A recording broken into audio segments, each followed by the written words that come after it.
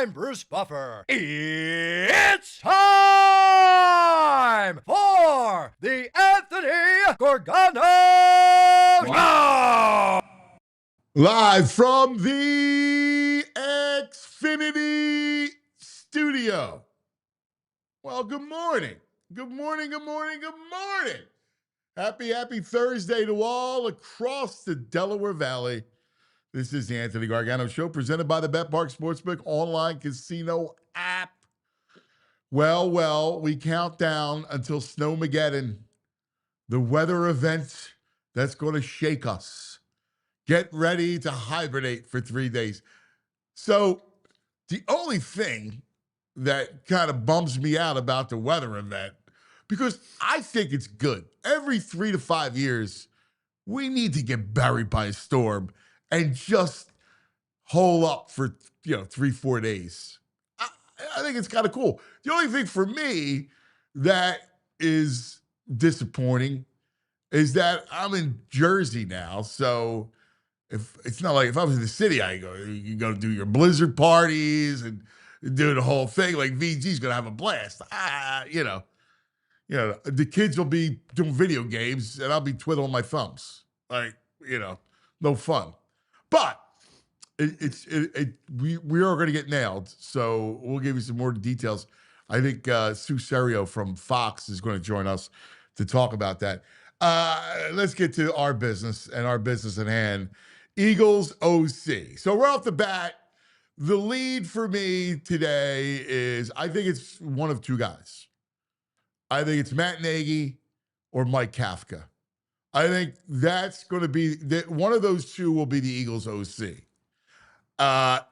Now, Nagy was in the building, obviously was with Andy. Kafka was in the building. Obviously, you saw him up with the Giants. Here's a guy, the two guys that have they're familiar, right? Familiarity, how he knows them. They both can call plays. So I think this is kind of where you're at with the OC. I don't think they're bad choices, but I don't think they're not your prime A, McDaniel, Dable. Can Mike Kafka or Matt Nagy make a difference? I don't know. Hopefully those guys can come in and, get the quarterback right and understand, they know how to call plays. One of the issues is there's a lot of issues, but the coach has to stay out of it. The coach just needs to focus on the big picture stuff. And because you have a lot of dynamics at play. People are asking, and we talked about it all week long. In fact, I remember debating our guys, Bo and EJ, about how attractive the job is. And it's not really an attractive job. Listen, it's attractive in that it's the NFL, it's the Eagles. You're going to get paid well. You're going to get treated well from Jeffrey Lurie and Howie Roseman. But you got a lot of factors there. I mean, this whole concept that this was a, plum job is just not true. It's not for various reasons. You got a coach that if they don't perform well next year, I'm telling you, he's not going to be back.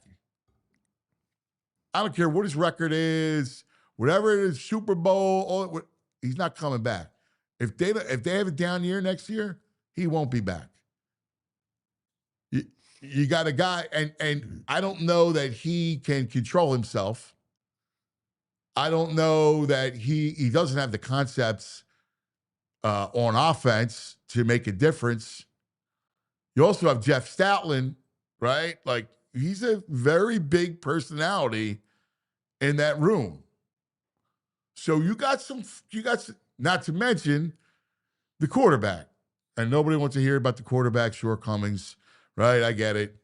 But there's truth to it. You got to get him on board.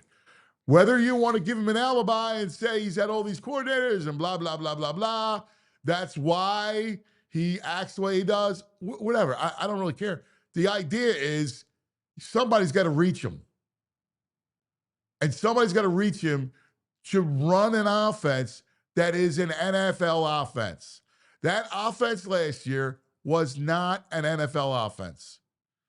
You know, when you'd see all the all-22 football guys talk about repeating plays, guys, I just want you to think about that.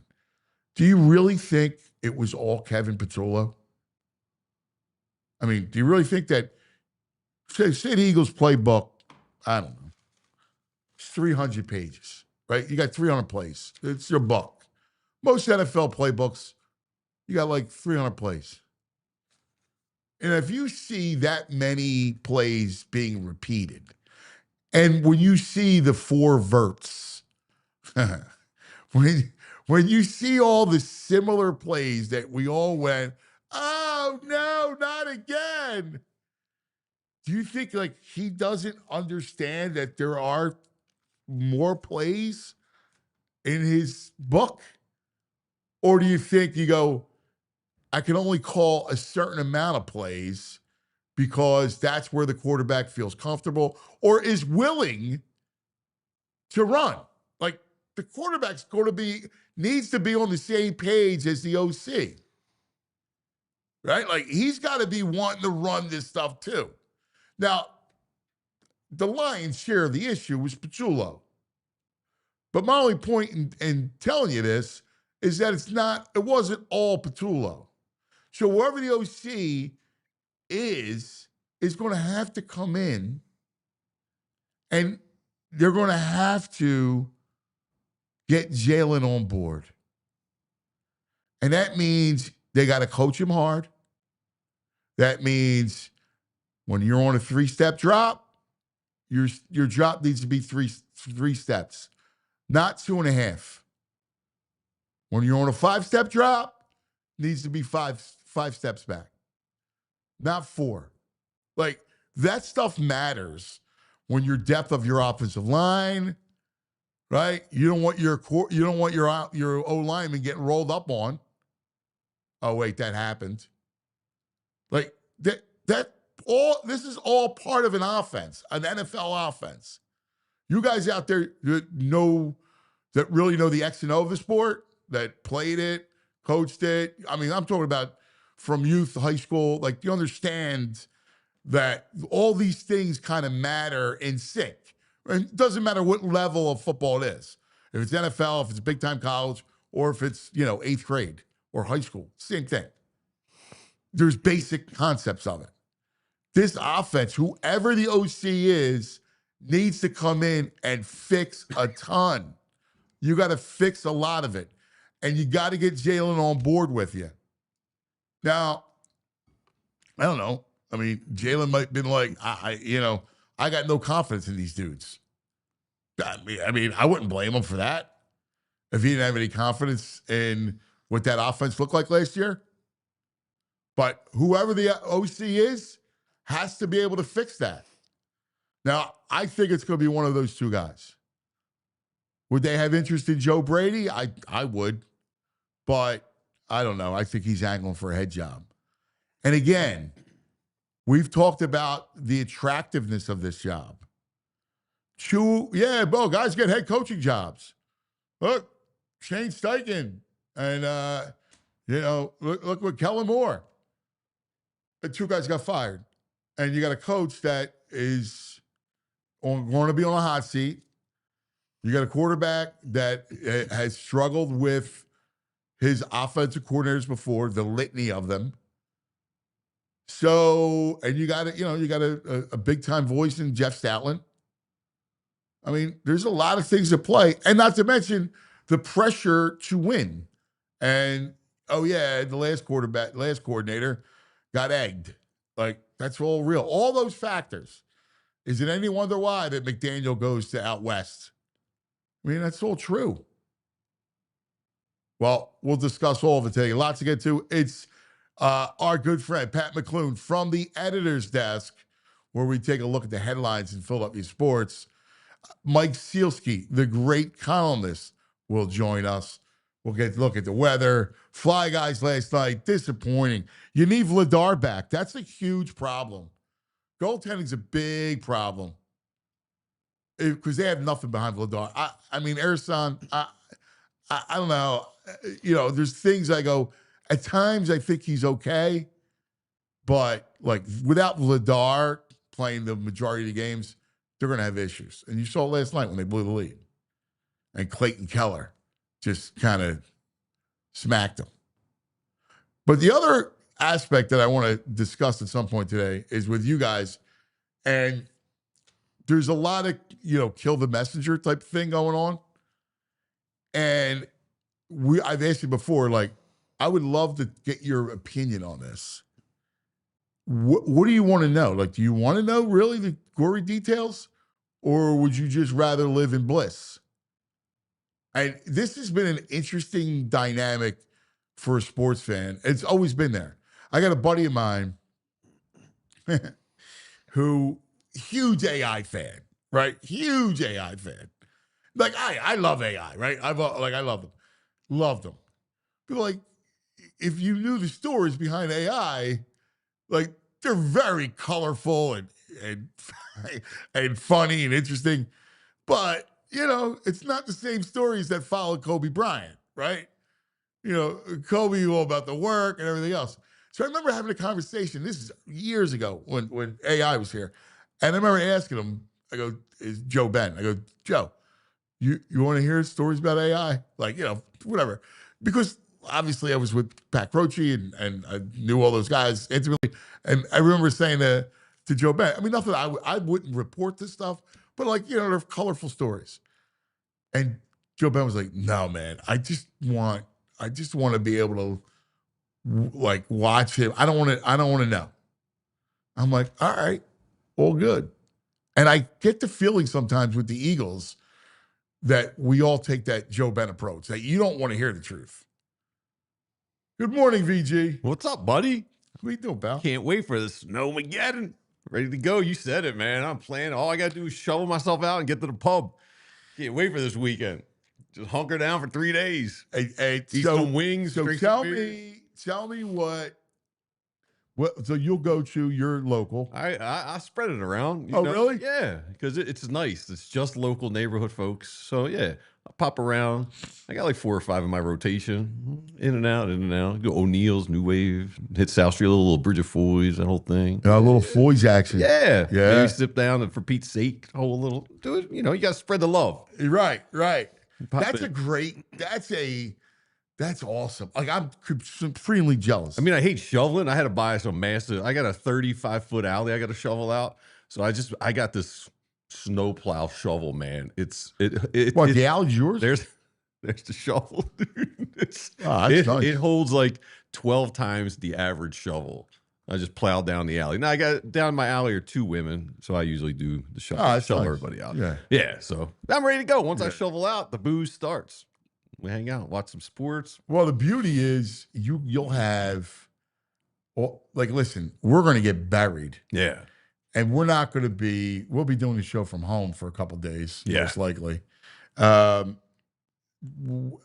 Monday, Tuesday, Sunday's an easy day, right? Because Sunday, it's going to snow all day. When it's falling. Right, so you'll be out Sunday. Try and maintain. I'll shovel a little, maintain. And they get the games. Yeah. We got the championship games. Yes. So, which is awesome. Mm-hmm. Yeah, just hunker down with. It's a communal setting. When this happens, the community comes together at the local watering hole. I know. I love it.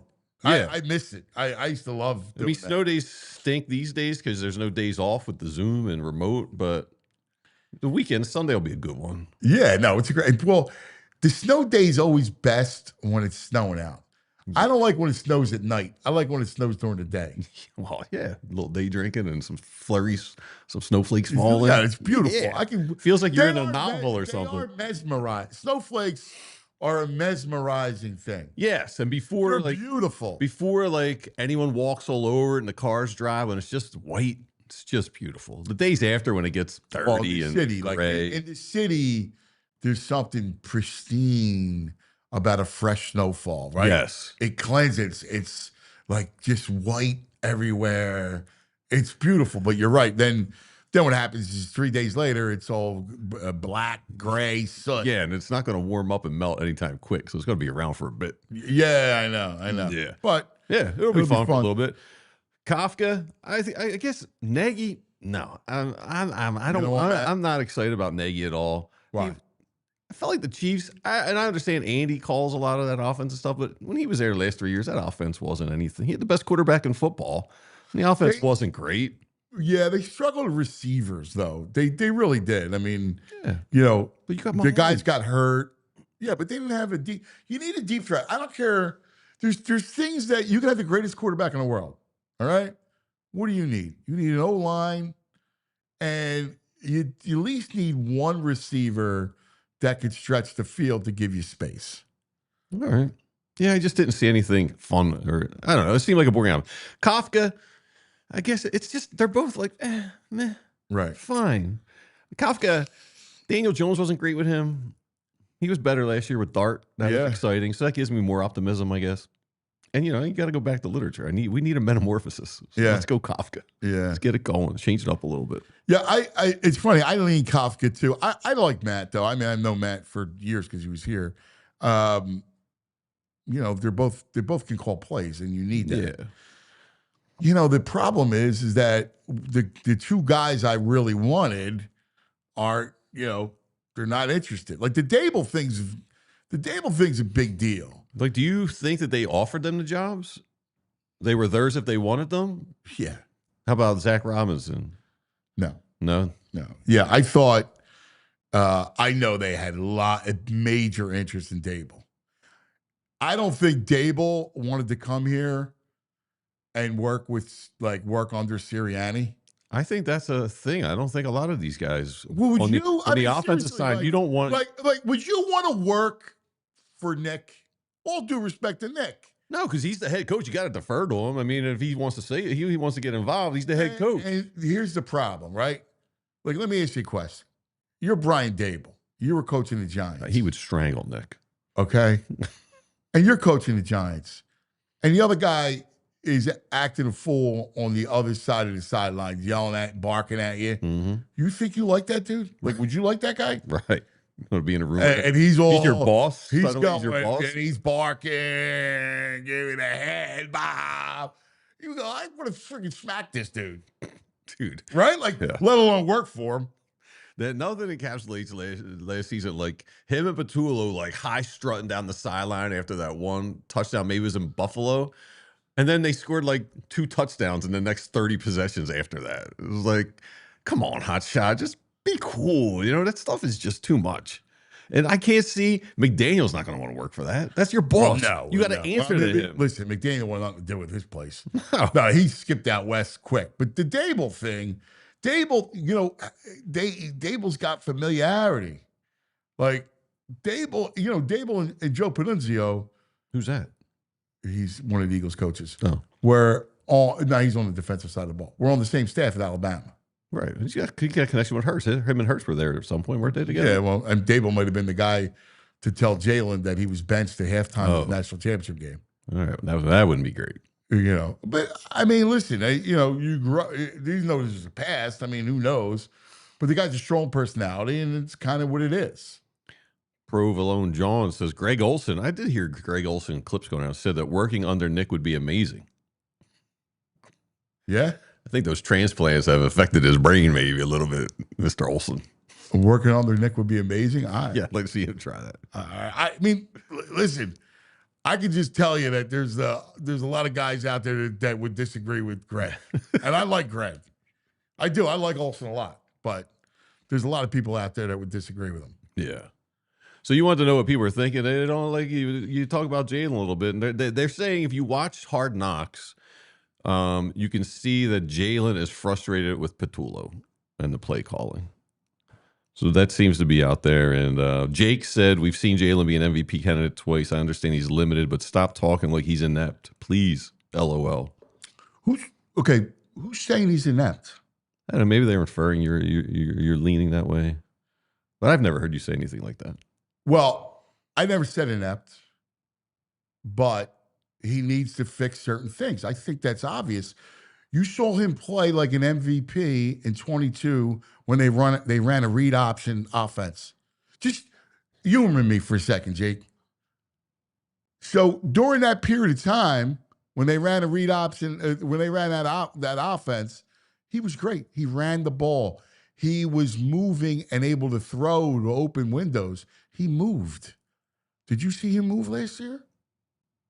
No. Now, don't you think that that's a part of his game that he has to get back to? Because if he doesn't use that part of the game, 2 years in a row, and I don't care what you say about last year, that passing game was 28th in the league last year. Saquon had to have a ridiculous season for them to win the Super Bowl. And they had to have a great defense. So if you're looking at it objectively, he's got to get better. Now, that's part of my thing, which is you need a coordinator to come in and get him to buy into you. Clearly, he didn't buy into Patullo. I don't think he had any confidence in Patullo. But you still need to do certain things. Like, you got to be tightened up. Like, I don't hear inept at all. You can go LOL all you want. But if you're actually watching the game and assessing his play, honestly, you got to tell yourself he's got to get better. You got to go through your reads properly. You got to go over the middle of the field. There's things that a quarterback needs to do. Now, how about Randy Rubart? Love Randy. He says Jalen ran 41 times in the first 4 games. Why did he stop? He didn't come into the season not trying to run. Where did it go? Right. Where did it go, Rand? Don't you need to do that? He get injured? No. You having nothing nagging? Oh, listen. If I'm Jalen, do I want to just make a living running up? No. My point is, I don't want you running like, and you see it from running quarterbacks a lot. I mean, Lamar didn't run as much as he did. That was a big thing in Baltimore, right? Jackson Dart, is it like he ran a lot last year? You can't, at some point. He's not long. And he ran reckless. At least Jalen ran smart. Jalen got out of the pocket. Like when Jalen would run, he'd get down or get out of bounds. Mm-hmm. Jackson Dart was taking blasts. Yes. Like, you're not going to last like that. No. But you still got to move. And another thing, you mentioned Stoutland, and it's been coming up on social media and stuff. Do you think him being the run game coordinator is also something offensive coordinators don't want to deal with, like a McDaniel and a Dable? And the fact that he's a big personality. Yeah. And, my guess is that Stoutland reports to Jeffrey, not to Nick. Right. Or Howie. Howie, yeah. Well, probably Jeffrey, really. Like, listen, all things go back to the owner, because Jeffrey's a great owner and he's super involved and very much involved. But he predates Nick Stoutland. So do you think he's reporting to Nick? Hell no. All right. So that's all. You know what I truly think they need? Is a head coach that understands. Is it too late to make that move? No, that's not happening. No, but like they need a head coach that could be in charge. Yeah. Not half a foot in, a foot out. They need a guy that's in charge. That exudes confidence. I mean, I think, which is why when I got a lot of pushback, I don't care, but I wanted Stefanski.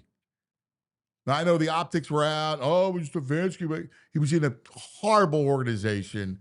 If you spent 5 minutes talking to the guy, you go, oh, my God. And 5 minutes talking to Nick, you'd see a huge difference. All right? Right. Just trust me on that.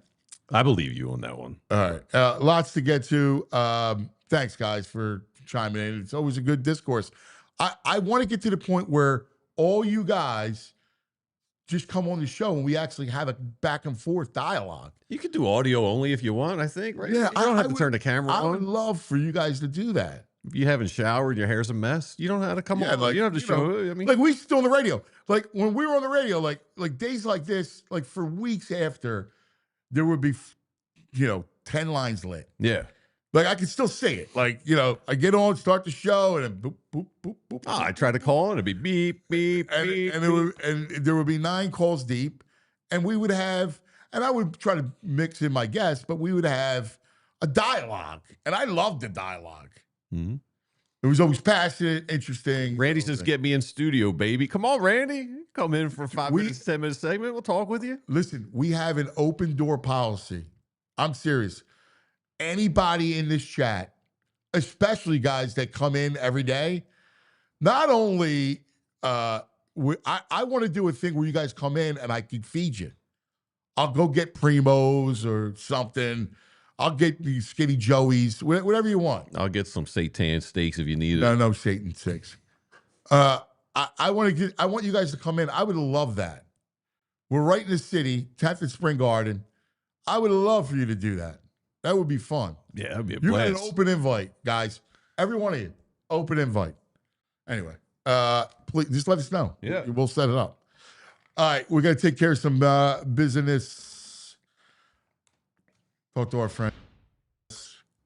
How about the Bet Park Sportsbook online casino app? It's ready, baby. All right, we got a big weekend of snow football. How much fun is that going to be to just nestle in and watch ball?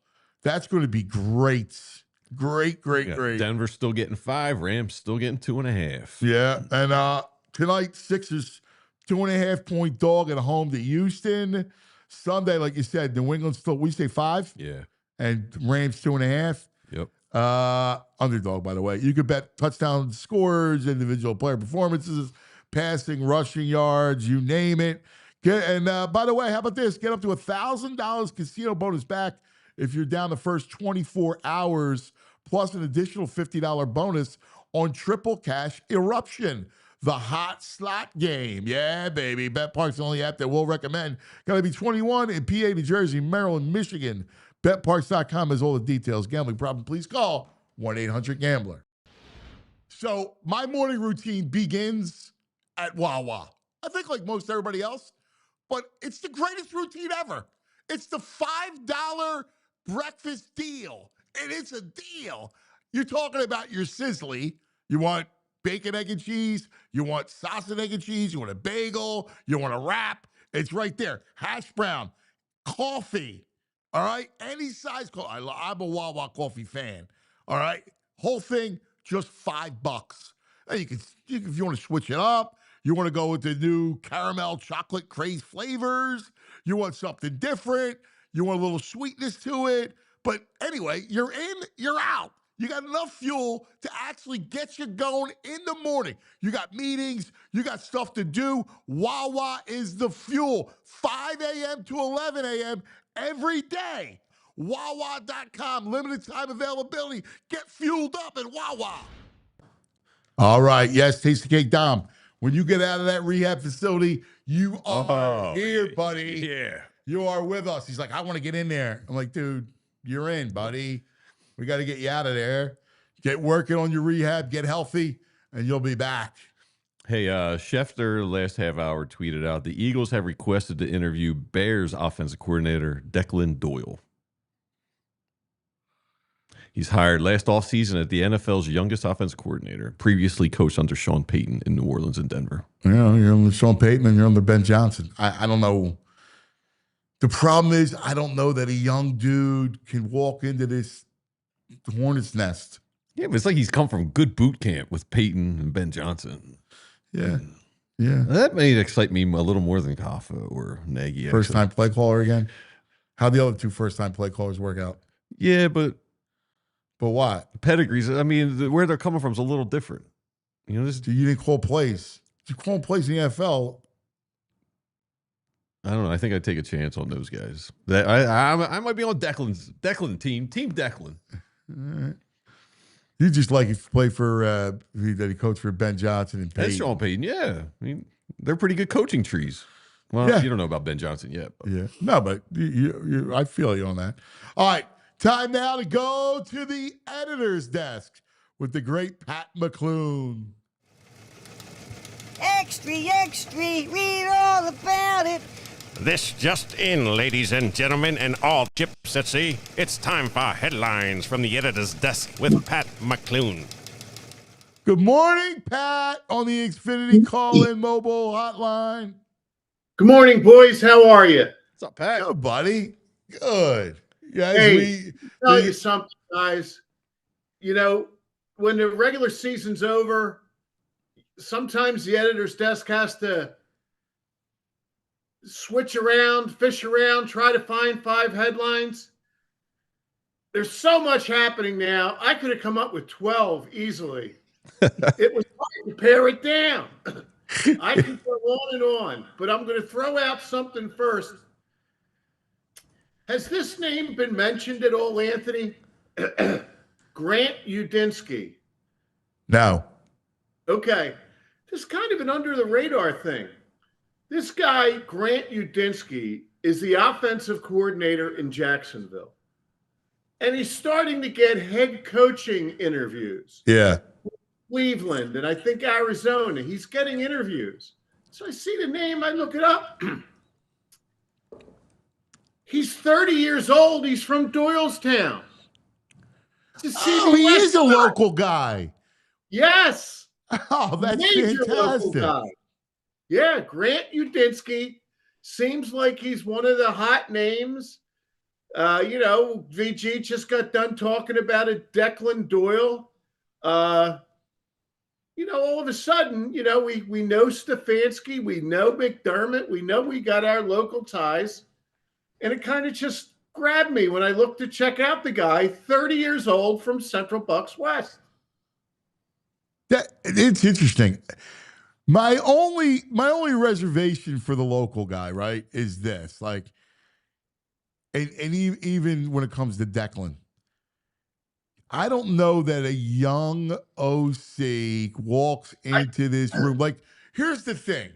If you're Jalen and you got a guy that's basically your age come in and he's going to go, all right, I'm going to win you over. And like, what's Jalen going to go? Jalen's won a Super Bowl, right? Been an MVP. Yeah. What do you think his reaction is going to be?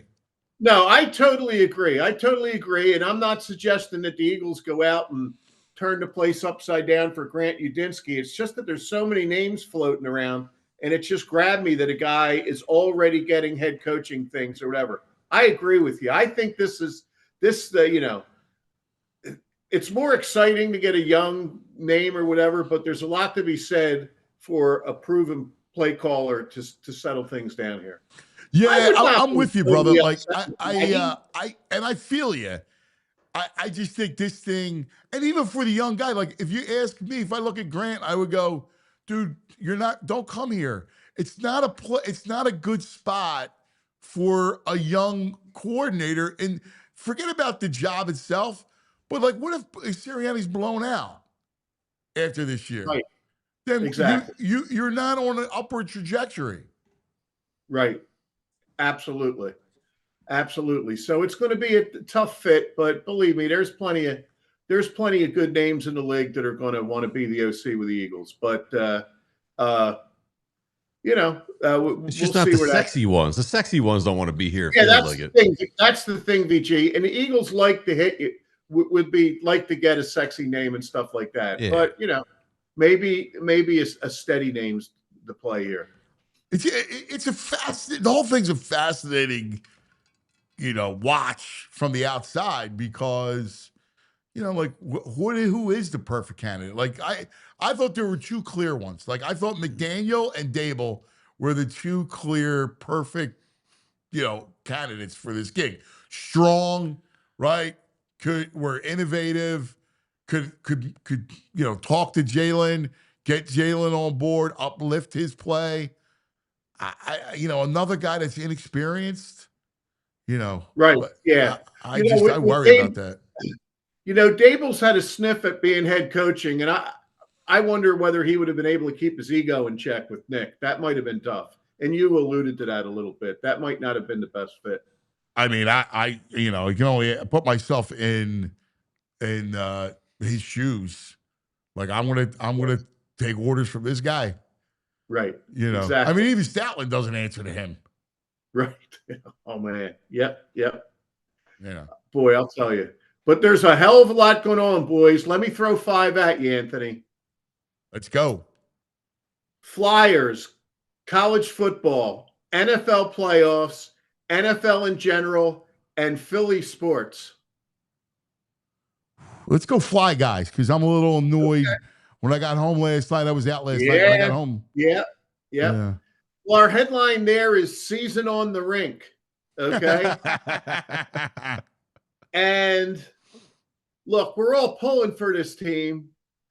They got the right people and, have the right energy and stuff. But on January 6th, they're sitting there at 22-12-8.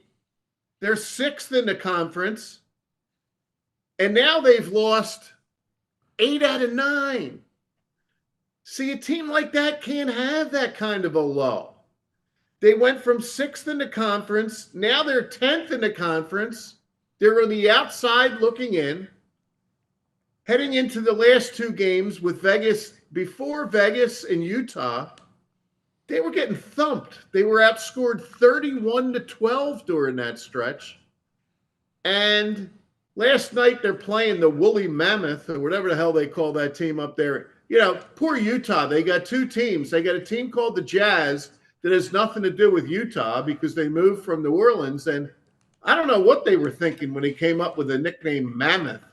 But that was a bad loss last night. I looked to check, and they were up 4-2 at the time. Yeah, they were up 3-0 at 2. Less than 30 seconds. And then, it wasn't too long into the overtime. It's a tough spot. And here, so now you're already on the road. You're already saddled with this 8 out of 9. What do they get next? They get the Avalanche. Yeah. If I'm looking at the NHL, they don't lose. They lost last night, the Avalanche, but the Avalanche is 34-5-9. And they actually lost last night. They've had, what did they have? The one they lost like a week ago. They were like, are they going to go through it? I mean, that team is just, they just don't lose. They're unbelievable. McKinnon. And they're 11 points better than any other team in the NHL. 11 points. Wow. So, you could take a 2 or 3 game bump, but it's too big a drought. I'm worried that they just don't have the wherewithal to claw themselves back in. Let me ask you a question. I want to ask you and VG a question off of this. If the Flyers don't make the playoffs, are you like, because to me it's still about the rebuild, right? It's still going to be about next year, but do they take a hit if they don't make the playoffs? Yes, I think they do. I agree that it's all about the rebuild, but it's all about the rebuild. But you see where they were at when they're playing consistent. I think they take the hit for having these things where they fall apart a little bit. Let's hope they drag and claw their way back in. But they could be several years still on the way up. But I would like to have seen them in the playoffs. I would have liked to have seen Michkov become what we thought he was going to be. It's just there's a couple of disappointments to me there. I agree. Like, I think I'm ready for a first round playoff. Get into the first round, they lose, but I think they got to make that step. They gotta show a little bit of growth. I think we're ready. And I see the Sabres. I don't want the Sabres ahead of them. Like, the Sabres they stink. Yeah, but I feel you guys, and there's optics and little milestones. I'm heartened in this. Now, I didn't see the whole game. I saw the very end because I was out last night. But man, Michkov had 7 shots. Like, that's a good sign. Yeah. Like, right. He showed some signs. He's showing a little bit. Yeah. Like, he had 7 shots on goal. That's active. Like, I need him to be active. I mean, I get your guys' point. You're not wrong. Yep. So let's keep an eye on it. All right. What's next?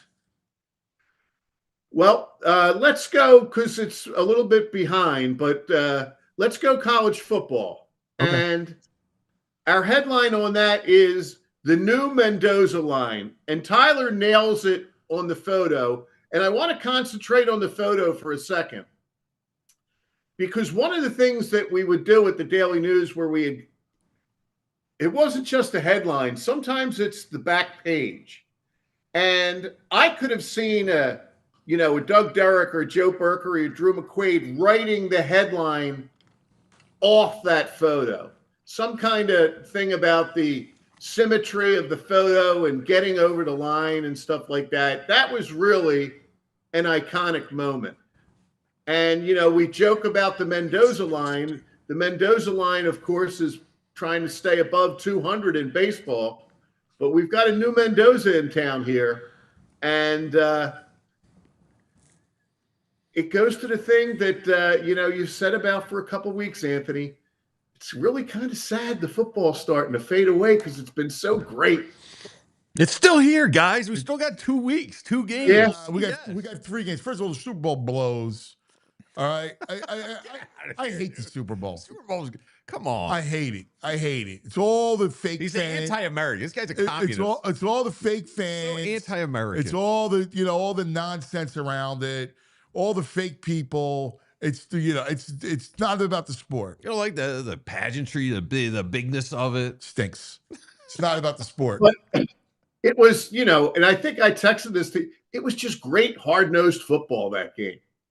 See, I love the way the national championship game, that to me was a championship game. Like, I felt like it had the bigness, but it had the integrity of the sport.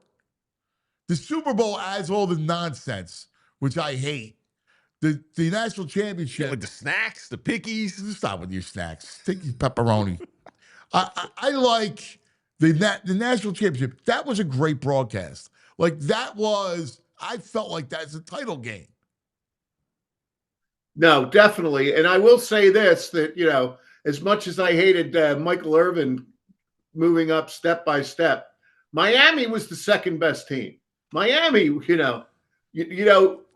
Cristobal, one of his game plans was, you know what? We're gonna beat up this quarterback. And whether it was legal shots or not, man, they were in there pounding him. Here's Signetti. The first drive, he goes, they interviewed him at halftime. He goes, well, the first drive, there were 3 personal foul penalties on the quarterback that weren't called. Yeah, exactly. Yeah. And he's not wrong. There were some real shots, and they got some guys that are explosive. I was a little surprised that Tony, the freshman's in the portal.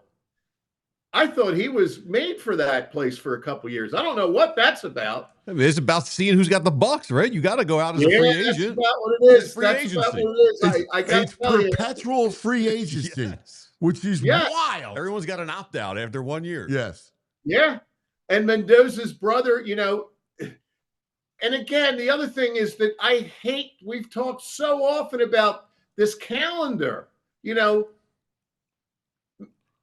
Signetti and Cristobal had to worry about their portal and reloading for next year when the only thing in their mind should have been the national championship game. And like the thing about Signetti, there's no sentimentality. Everything about this guy. It would have been a great story to follow up Fernando Mendoza with Alberto Mendoza, but Signetti made a business football decision and said, I'm going to get somebody better. And they go out, and while all this is going on, they sign the TCU quarterback Hoover.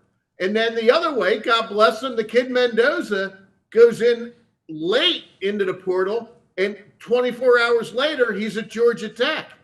So there's got to be a better way to do that. They shouldn't be worrying about that in the middle of this. No, this is the biggest problem with this farce, that it's about the student athletes and getting them on campus to enroll in spring semester. And Carson Beck shot at all the smithereens. Hey, how was class this week? Oh, I haven't been to class 2 years. Right. Like, yeah. So the reason why the portal is now is to make sure, keep intact the integrity of the spring semester. Well, these dudes aren't even going to class. And what about, hey, Pat, don't get me started, but What about the high school kid, stud high school kid, right? And this happens a lot, that leaves school, high school, senior year, after the Christmas break to go then enroll in college. Hey. So you can be in spring practice, not graduate with your kids, your friends, all because of this farce. You're so right. And I'll fight anybody over LaSalle High School and college. I had a charmed 8 years, made great relationships, love everything about the places, but you're so right. Grayson McHugh and Joey O'Brien, boom, they're gone. They're already at Notre Dame. Yep. They're already at Notre Dame. Yep. Yeah. They leave after the Christmas break. That's how I understand it. And they graduate. What happens is, you take it. If you do in the summer, there's a couple courses that you take so that you can then graduate early. And then that's what happens. You leave and you're going to just graduate with your class, but you're not going to be there. What? Yeah. This is crazy. Yeah. Not a lot of people know that. I had no idea that was happening. Yeah. Yeah. Absolutely. And one thing that always bothered me back working, whether you're at a Final Four or NCAA thing in Philly or a football thing, was about how the NCAA would always kind of hijack the press conference and just kept pounding you about, well, hold on, we got to wait for our student athlete. Come on, put the best player on the microphone. Stop with it. It's a farce. It is. And what's amazing? These organizations that had power that don't have power anymore, and like they how they wielded the power, like the NCAA, the news conference. You're right, they were a joke, and they were holier than thou. Yes, they were holier than thou. And listen, I'm a proud Catholic, but I see the same thing as that happened with the church.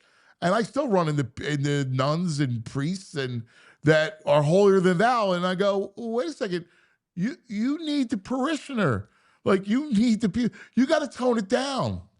Like, you got to understand what happened and save it, not, force people out. That's what happened to the NCAA. Yeah, the NCAA is the most inefficient organization of all time. They never get anything right. Huge power, organizations. It's not like it was in 1991 or in 1955. Absolutely not. Nope. But it was great football, and I'm sure you would have spun a hell of a story out of a press box on that Indiana team. Let me tell you. I got to tell you, I'm so upset it's over. I just keep looking at a Russian winner. Like I look and I go, well, what are we going to have? Right? Yeah. Like, well, I was worried about that. Flyers, but they're not going anywhere real this year. Right. And he hates the Olympics, Pat. He's not excited about the Olympics at all. Well, to me, the Olympics are summer. Oh, come on. Where do I get excited and? Where do I get excited as a Philadelphian about the winter? As an American. It's not about a Philadelphian. As an American.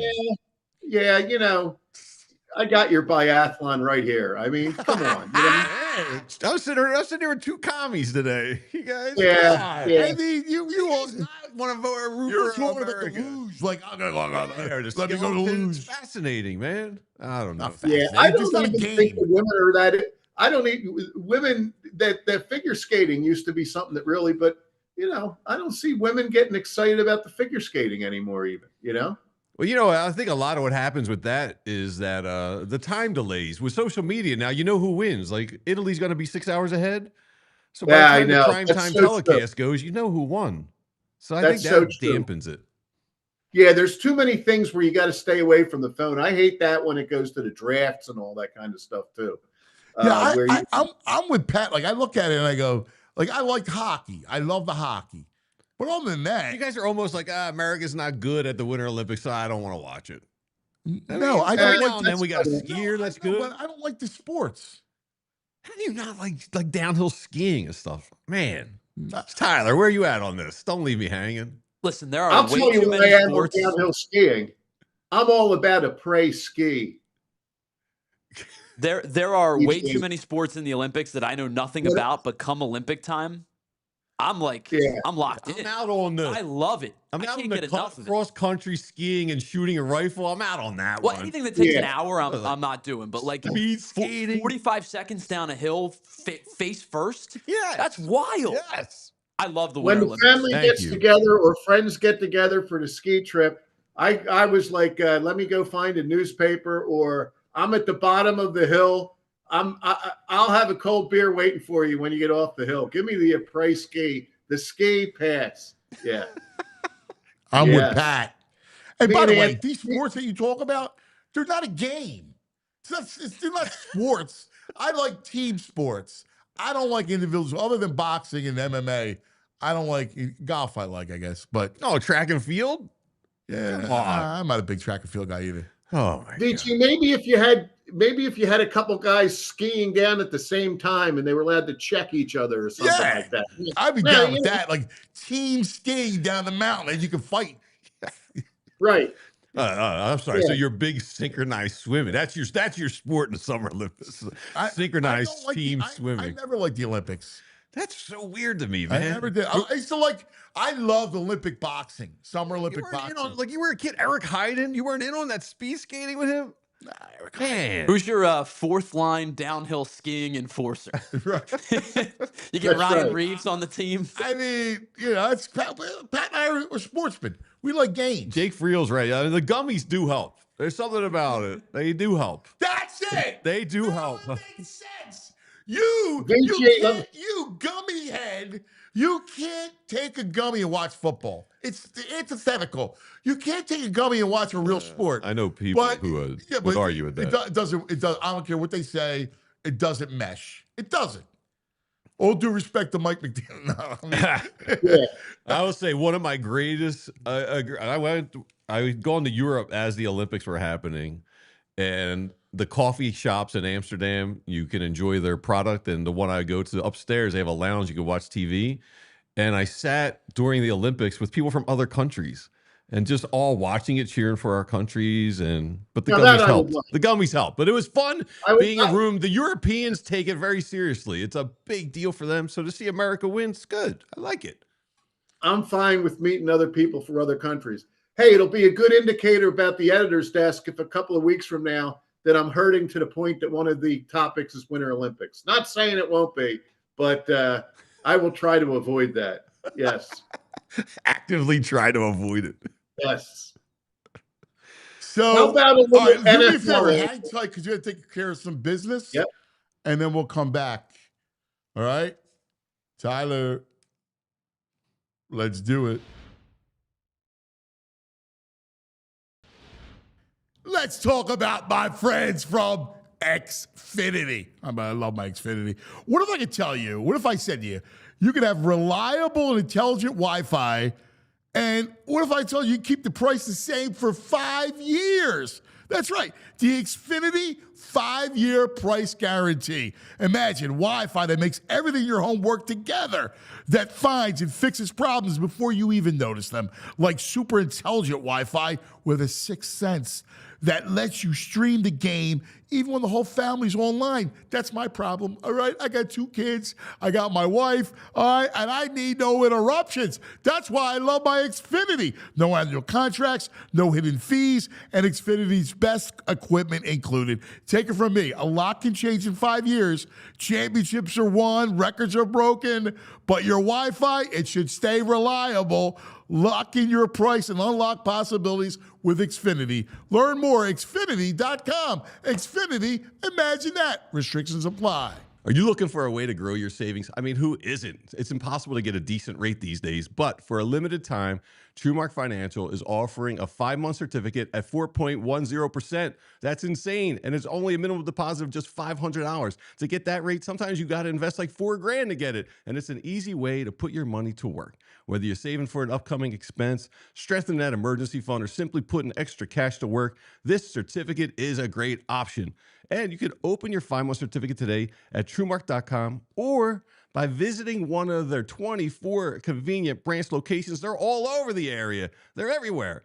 So this annual percentage yield is accurate as of January 9th, 2026, and subject to change. Certificate requires a minimum deposit of $500.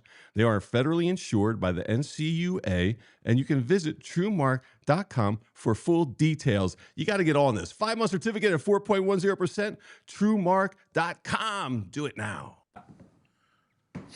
All right, we are back with the editor's desk on the Xfinity mobile call-in line. Headline 3, Pat. Great. You always come up with fun stuff that spurs conversation. Here we go. Thanks, Anthony. We're going to go right to the NFL. And our headline on that is Icarus Craft. Okay? And I'll explain that. But before I get to Icarus Craft, I want to get to the photo, which is a good pull by Tyler, which shows a pass interference. And I'm going to trot one out to you fine gentlemen and smart guys that was posed to me by a real good sports fan and friend named Pat Frame. And I'm buying. And the notion is this, Anthony. Would you change the NFL rule on PI to the NCAA rule? You know, I've been debating that for a long time, man. It's too harsh of a penalty. I agree. I would do it tomorrow. Yeah, because if you're beat, though, then you just you just grab the shirt and you're like, it's only 15 yards instead of a touchdown. Yeah, that would happen, but I think that's a downside. There's a lot more upside. First of all, it's too heavy a thing. Second of all, I thought like when some of those years that the Eagles were bad in the secondary, I would throw deep 6 out of 10 times if I was the offensive coordinator. You're either going to beat a guy or you're going to get a call on that. And the other thing I think this rule would do is it would take the refs out of it in the sense that look at the end of the Mississippi-Miami game. You could really argue that last play was a pass interference. But try and have a feel for the game. They don't make the call, and it was probably the right call. But if you have the NCAA rule, boom, you throw the flag, and now they get another crack at 15 yards. So I think that the referees would be a little clearer on when they're throwing flags and when they're not. But I think it's some rules get thrown in like the pitch clock. I think it improves the NFL product if they go to the NCAA rule. I agree. I'm with you. I get it, your point, right? Yeah. I almost wish, but I can't trust them. I wish it was like a 5-yard, like running into the kicker versus roughing the kicker. Like if there's an egregious pass interference 50 yards down the field, then I go, all right, well, I'll give you the ball. But it's got to be egregious. Like grabbing the jersey is different than trying to make a play on the ball. When you see these, not everyone's an easy call. But, you go, well, he did kind of reach in. He arm bar 15. But you can't do that. You're leaving it up to, it's too subjective. I feel you should be able to challenge. The NFL would be reluctant. The NFL's reluctant, I think, because the NFL's all about offense. And this would give the defense a little more confidence or a little more willingness to defend. But I think overall it would be a better product if they changed it. Yeah, now, I kind of agree with you. Do you? Yeah. Let me ask you a question. Would you do the college overtime or stick with this overtime? I would do the old college overtime. I don't like the fact that it gets down to the 2 points after a certain amount of time. I love the old college overtime where it's just switch 50, back and forth. Okay, you got to go for 2 at a certain point, but like in the college one now, you go from the 25, you go from the 25, and then it goes right into 3 points. Yeah, I don't like that. I like the other one where it's always from the 25. Yeah, I do too. Where they might not want to do that. But honestly, I would do that. But the PI one, I would do tomorrow. Yeah. Yeah. Interesting. I don't know. It gives you the PI one. It gives you some hope too. If you're down and it's a desperate situation. Yeah, but it's almost like it is desperate. Yeah, I hear that. I don't know. Now, why didn't it work out? When you could challenge it, why did not work out? Yeah, they did 1 year where you could throw a flag and challenge whether it happened or not, and then they scrapped it. I don't understand why they scrapped that. I thought that made sense. Now, let me explain the headline Icarus Craft, Anthony. And I only saw this somewhere, and I'm not 100% sure of the veracity of it, but I saw somewhere that Robert Kraft is among the people pushing A, for an 18-game schedule, and B, that in that 18-game schedule, every team in the NFL must play one game overseas. And I'm saying that at some point, Icarus Craft in the NFL are going to fly too close to the sun. They're going to want too much here, Anthony. And it's getting close. You can't go to 18 and then say you're going to go to 20. You're going to kill these guys, I think. So there's no way he's against more games. So this years ago, and you might be able to remember this, was the Gargano plan. Yes. I unveiled the Gargano plan years ago. And what the Gargano plan was an 18-game schedule with a first half bye and a second half bye. So every team gets a first half bye and they get a second half bye. And that allows you to then take it to, President's Day weekend. And, and my tagline was February, something about February gladness leads to March madness. Oh yeah, I do remember that. Right, it was like something like that. But it was a way to elongate the season. This is when they had 16 games. You add the 2 games, but add the double bye, right? So you get the double bye. That also extends the season. So now the season is 20 weeks. Okay.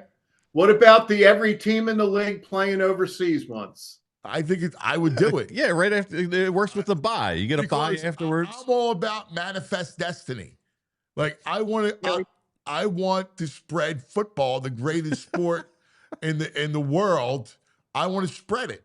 So I'm manifest destiny. I agree. Okay. I think that the ultimate American money machine can get too greedy at some point, and that worries me.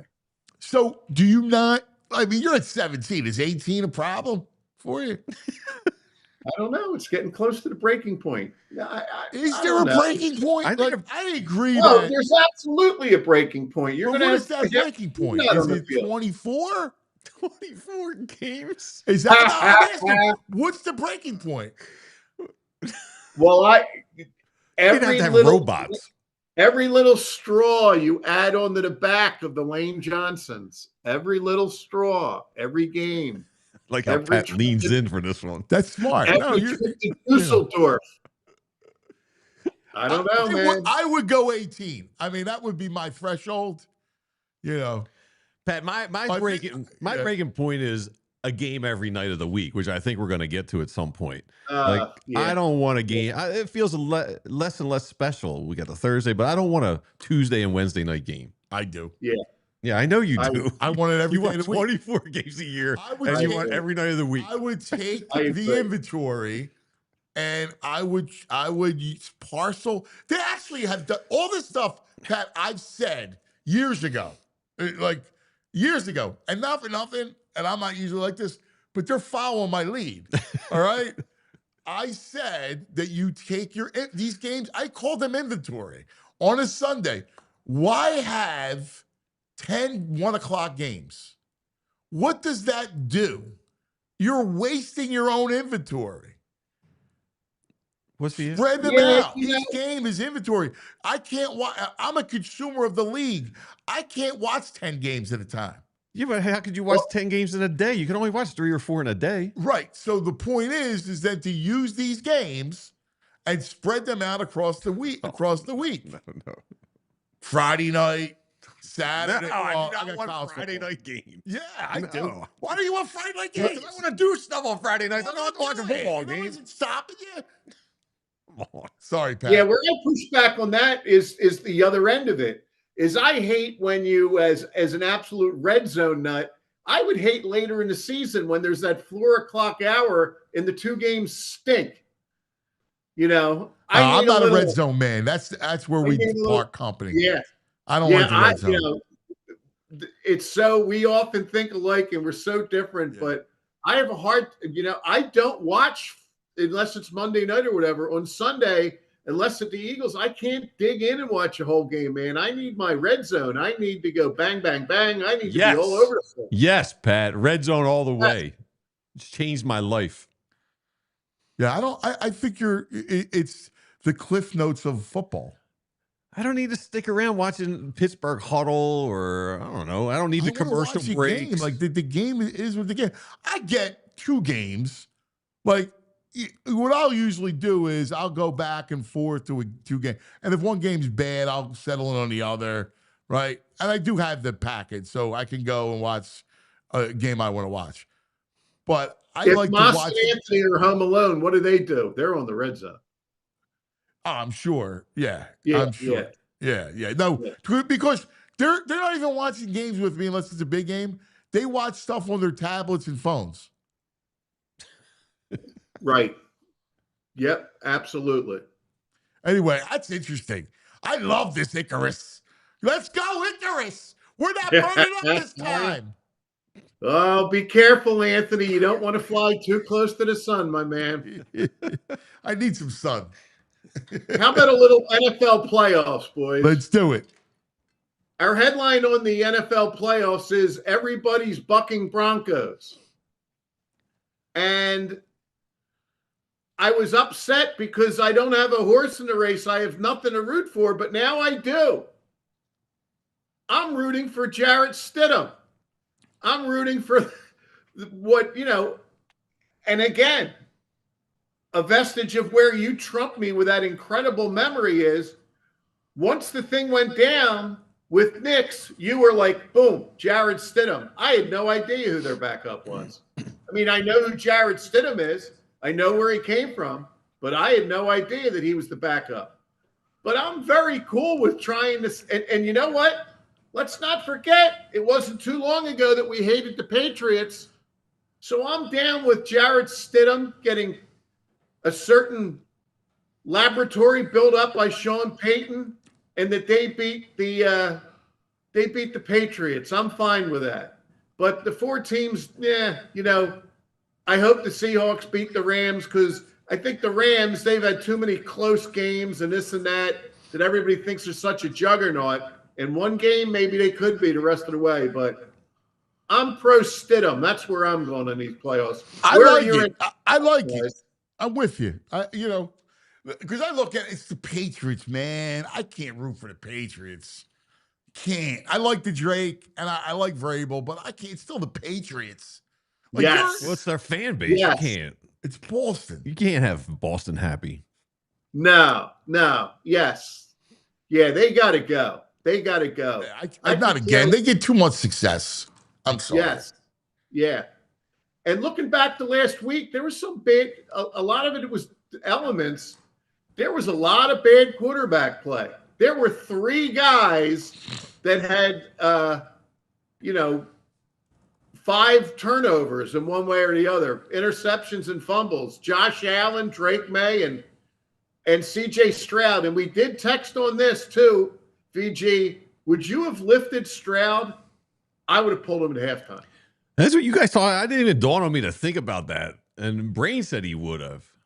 You said you and Anthony did it on the basis that the backup did nothing for him. I don't know. I think, God, I did that. I don't know if that exudes any kind of confidence. Who is their backup? Davis Mills. Nah. I got to ride Stroud out.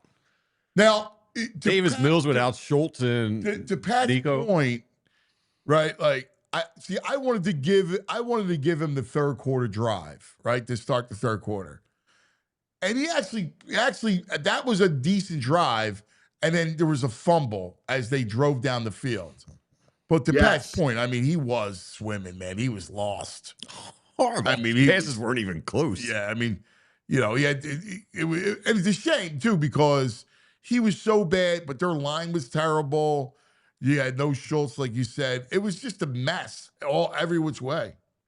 Yes. Yeah, and they were a fun defense to watch. They're gonna maintain being a problem over the years. They kept the game manageable with like 27 turnovers. It was unbelievable. Absolutely.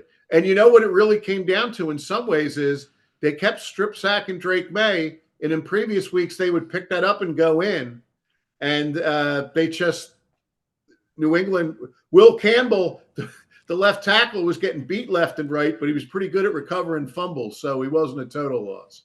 Yeah. We're talking about cities too. I was just thinking Denver's having a pretty good run right now. Hockey, basketball, and football. Good spot. Yeah. Yeah. Denver is the epicenter. Yeah. But they might have the dregs of baseball, Yes, but they do. that's their long summers for the boys in Denver, I'll tell you that. Yes. Yep. All right. Now the last one, Anthony, is Philly sports in general. And that allows us to bring in two teams. And the headline there is "Say No to Drags." Okay. And I am not saying this is there, but what I'm throwing out is, has it crossed your minds that we have had an incredible run in the NFL and baseball, and it's going to end at some point, and it might start to end sooner than we'd like? My gut, with that defense, the football team's not falling off the face of the earth. So I agree with you. I think the fact that the defense is filled with those great young players, that's enough to keep us afloat. Now, next year could be a down year. And when I say down, I mean, they could be 9-8 or, 10-7 and not be a true Super Bowl contender. But I think they're a tweak away. Like, I could see them moving on from Sirianni next year and then like Howie Wizard type of move, and they're back. Like, I can easily see that. Right. I could too. But, when you talk about we've been really lucky here. Let's throw out the COVID year. But how amazing is it the Phillies 8 years in a row got better? 8. They went from 66 wins, 66 to 80 to 81 to 82 to 87 to 90 to 95 to 96. Incredible. And they would be the toast of the town if just once they won it all. And now I have hope for the Phillies. I really do. And I'm not trying to say this is a total downer. I'm just saying there's the possibility. I will say this, though. This team is not winning 97 or more games this year. They're not. Yeah, I would agree with that. But to your point, they're still a contender. Like, I'm not. Oh, yeah. I mean, I'm disappointed about the Bichette thing, obviously. And I'm not in love with the outfield. But I still think they're a good team. And, they have the 4th best odds, according to Bet Parks, to win the World Series. Yeah, I think sometimes it was funny. I was talking to some national guys, and they're like, you guys are a little spoiled. Like, you expect. I think that's true. I really do. Yes. Yeah. And they are a good team. Like, we get tired of the Bohms and Stotts and Marshes, but, they're a good club. Like, again, Wheeler needs to come back and be Wheeler, and, Sanchez, that has to be the real Sanchez, not an anomaly season. And Luzardo's got to. Nice if Nola gave you a little bounce back. Yeah, that would be big. But as long as Wheeler, Sanchez, and Luzardo are the truth, I think you're good. Actually, let me update you on Bet Parks. They're tied for their 5th best odds. But the thing is, they're just clumped in with the Braves, Mets, Phillies, Astros at 15-1, and we're just part of that pack. So what do we think about the Mets now getting Peralta? Anthony, that's exactly what I was going to say. I get to do this 1 week at a time. So when we sat here last week, the Mets were down Alonso and Edwin Diaz, and 1 week later, they're up Bichette, Luis Robert, and Peralta. And the last two were trades. Yeah. Yeah, I'm not feeling good. Yeah. Yeah. I I don't know where they're going to be. I don't know. Their rotations, it's still not great. It's not as close to the Phillies. No. But I don't know if they're done. Why, you think you're going to get Valdez too? I would not be surprised if they make a move for him. Yeah, that would be scary. Like, if they're loading up in an arms race and get you. Now, I don't know what Robert does. Like, is he? I mean, he's a flea guy, right? Yeah. But, you know, he's got ability. I don't know. Yep. No, your point's right on, man. No, I'll still say no. I still say we're still, and the other two teams are still going up. Right. Well, the Sixers, I mean, I don't know how from last year, they're going up. But it's been a hell of a run, even with the Eagles from 2011 to 2016 were only in the playoffs once, but we had a good run, and then that 5 years, and then 8 years in a row, 8 of 9 years, pretty incredible. In this Phillies run, they were out 5 years in a row, and now they just keep winning. So, the only thing I'll say too is, and I'll get your opinion on this, is I need the Eagles to be relevant and good. Like, right. I just need that. You can suffer the other. I don't need Super Bowl every year, but I need them to be relevant and good. Yes. Yeah, I agree with that. Absolutely. Yeah. That gives I don't think I could stomach like a Browns type of season. Don't even. Like, we're spoiled there. Like, listen, Howie and Jeffrey have my respect. They are always relevant. They are good. Jeffrey Lurie is a great owner. He just is. Like, go through his tenure. I mean, the last 25 years, they've been relevant and good. I don't even want to deal with a Pittsburgh 9-8 where you can't win the Super Bowl. I don't want to deal with that kind of a season. Yeah. We are spoiled. Yeah. Thank you, Howie. Anyway, Pat, always interesting and thought-provoking. We love you, pal. Very good, boys. Always a pleasure. Good luck with Mr. Sielski. Thanks, buddy. There he is, the great Pat McLoone. He's a blast. Just a blast. All right, we got to take care of some of our business, and he said it. The great Mike Sielski coming up in a moment. And there's so much to talk about. As a distinct voice, a great voice in this town, I want to talk to Mike about the dark side of being the OC in Philadelphia. There is a dark side about our passion. Oh, yeah. And I think it's really interesting to discuss. So we'll talk about that. And then, of course, everything else. Birds and 4 for 4.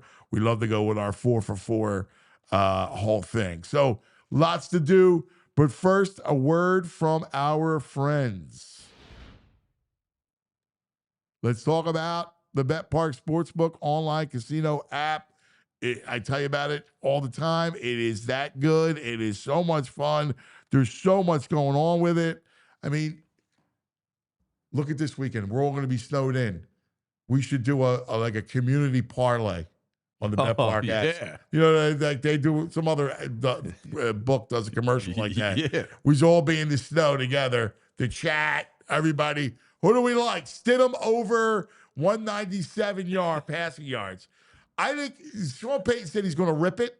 Yes. I like Stidham's overs. I think Stidham's going to play well.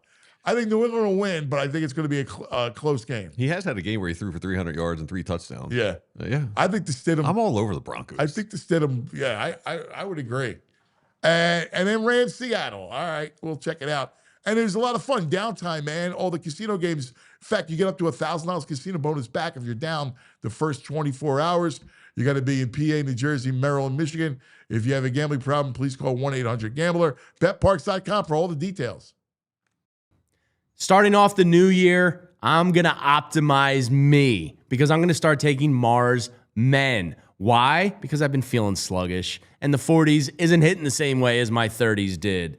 And Mars Men gives you the same benefits of optimized testosterone, energy, strength, and focus without shutting down your body. No synthetics, no needles, no dependency. It's like hitting that reset button on the hormone factory instead of shutting it down. And the best part, there's a 90-day money-back guarantee, so there's no risk to you. Worst case, you don't love it, you get your money back. But 91% of users keep using it and keep those high energy levels. For a limited time, our listeners get 50% off for life, plus free shipping and 3 free gifts at mengotomars.com. It's the perfect way to kick off the new year strong. That's mengotomars.com for 50% off and 3 free gifts when you check out.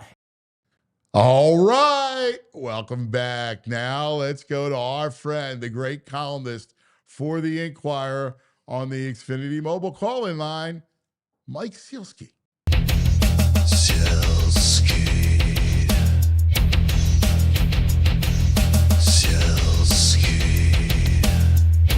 Here comes Mike Sielski. Good morning, Michael. Morning, Ant. How are you guys doing? Always great to see you, buddy. Good to be with you, as usual.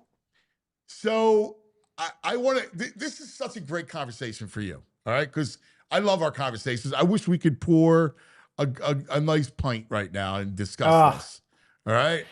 All right. So I'm into it. The idea of the Eagles OC job being attractive, I gave pushback. I debated our guys about it. I did not think it was the most attractive job. Now, you have the obvious stuff, but aside from football, the pressure to win, the fact that you are a household name. In Los Angeles, Mike McDaniel is not a household name. Nobody will even know who he is, nor care. Sean McVay is barely a household name in Los Angeles. In Philadelphia, we know Jeff Stoutland intimately, all right? The O-line coach. What other city in America knows its O-line coach, all right? You come here, and it's a great opportunity, and yeah, if you win, you succeed, you could be a king and, step on your career, but if not, you get egged. Ant, I am with you 1,000%. 1,000%. I look at this job, and I look at what is the conversation that's been around the Eagles basically for the last year, ever since they won the Super Bowl. And I've written about this. I'm not the only one who's written about this. I'm not the only one who's talked about this. That winning in Philadelphia, for the fan base, it's like a high that you take a drug to get. And the only way to get back to that high or to approach it is to win it again. And if you don't, you undergo withdrawal. And so that, to me, is what this entire year of the Eagles, and to a lesser degree the Phillies, kind of felt like. Look, of course the Eagles' offense was awful to watch. Of course Kevin Patullo didn't do a great job. Of course there were myriad reasons why they only went 11-6. But they only went 11-6 and won the division. And I really do feel like our perspective around here is getting warped. That when this town is never worse from a sports atmosphere standpoint than when a team doesn't meet expectations. And the Eagles didn't meet our expectations, and so everybody seems to be really, really angry about that.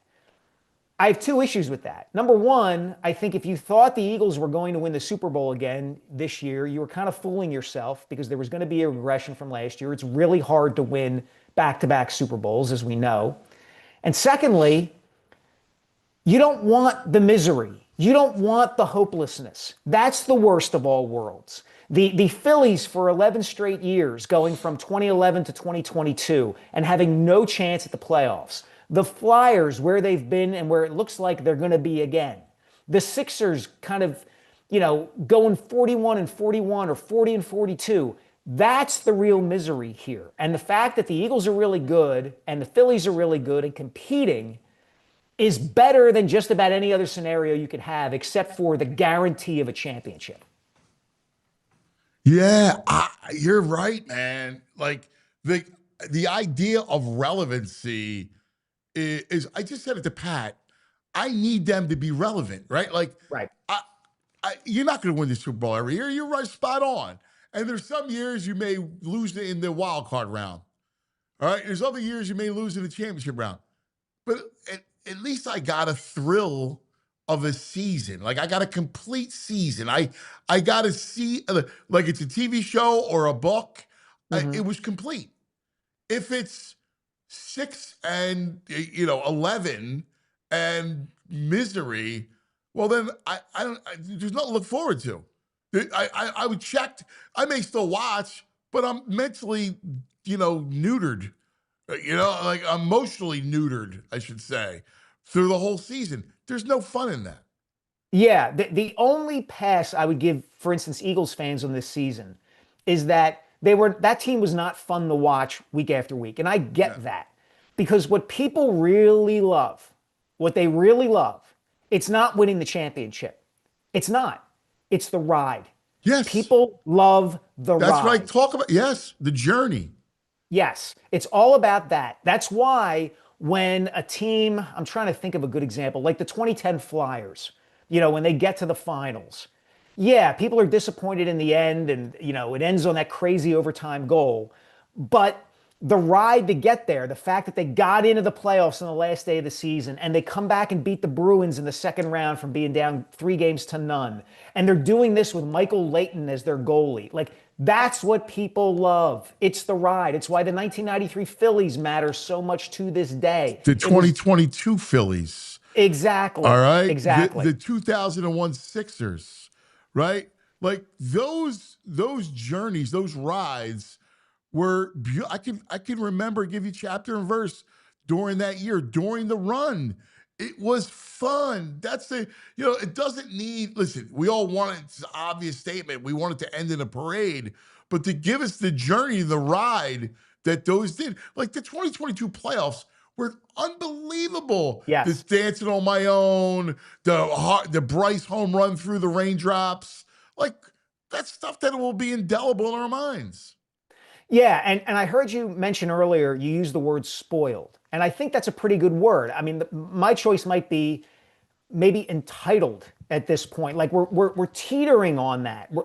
It seems to me we have a lot of fans and people who do what we do for a living who operate from the premise that, well, the Eagles or Phillies should win the World Series. Like that's the baseline expectation, or should win the Super Bowl. And anything below that must be that they screwed up. And that's the wrong way to look at this. It doesn't mean that they're perfect. It doesn't mean that Dave Dombrowski's had an awesome offseason. It just means that the idea that like your entire experience was spoiled because of what happened at the end, to me, that's the wrong way to look at it. And again, you and I are of an age where we've been through true misery. We've seen it. We lived it. Yeah. And a lot of people nowadays who follow these teams really haven't, at least not with respect to the Phillies and the Eagles. Yeah, no, I think that's accurate. The one little caveat that I'll give the group is this was a year that these teams aren't that good. So this, could have been a year. And we've never seen a dynasty, right? To actually go back to back, to be that thirsty when we saw the Patriots do it, like it would have been pretty cool to do it. So I get the disappointment, and I get the disappointment with, losing out on Bo Bichette. I don't think it was the Phillies' fault. I think they thought they had a deal. They wake up and the Mets go, we're going to give you an opt-out and $42 million.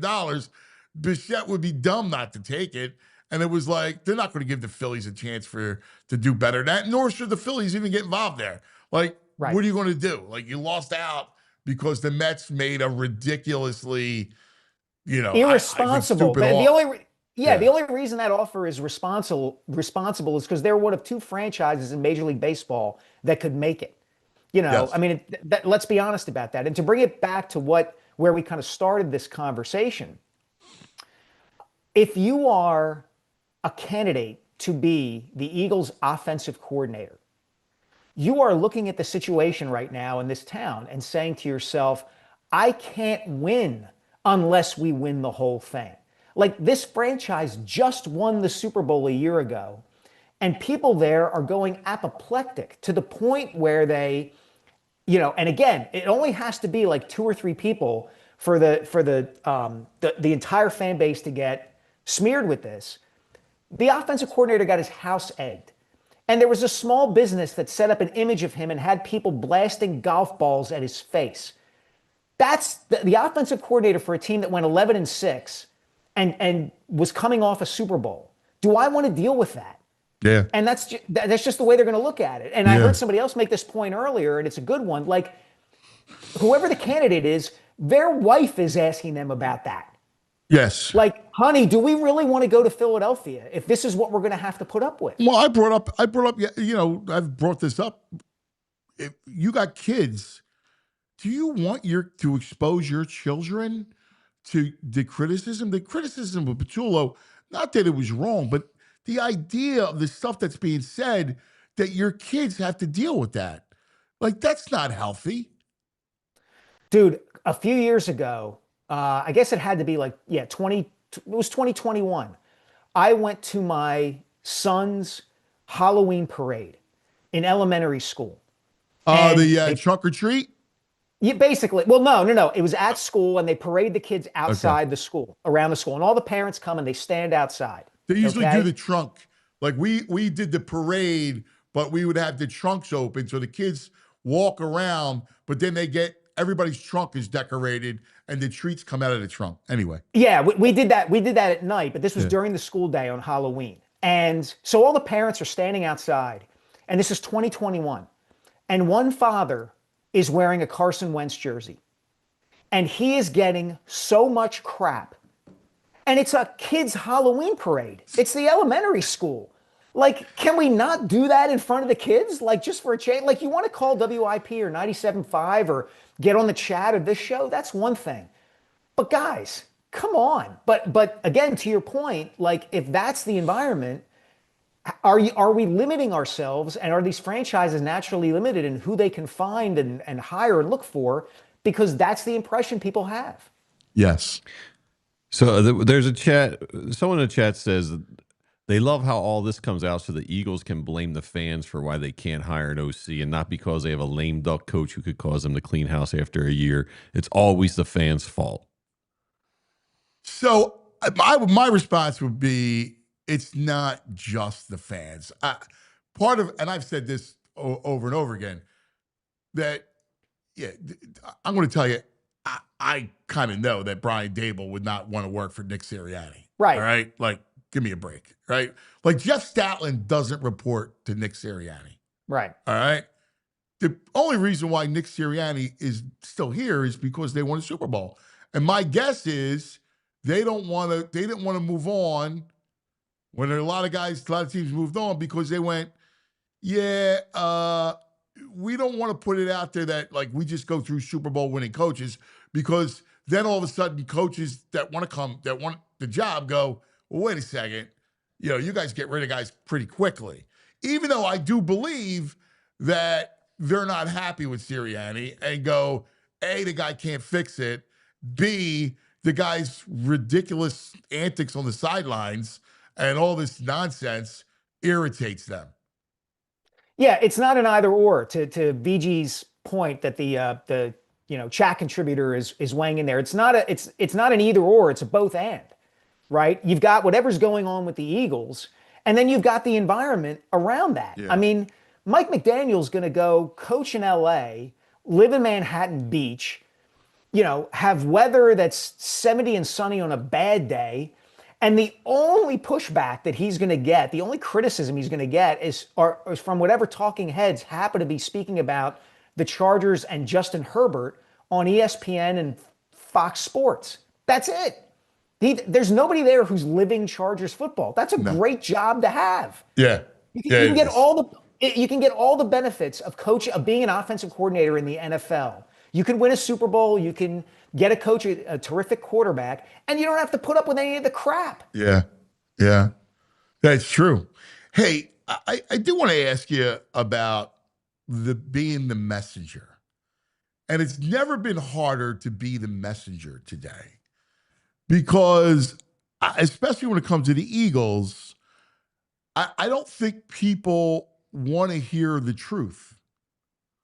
whether it's about Jalen Hurts or Nick Sirianni or the Eagles or whatever it is, they just don't want to hear it. And yeah, do I think, some of the talk radio, and again, I'll raise my hand as being a culprit, right? Being part of it. Sure. But some of this stuff, does it add to a toxic environment?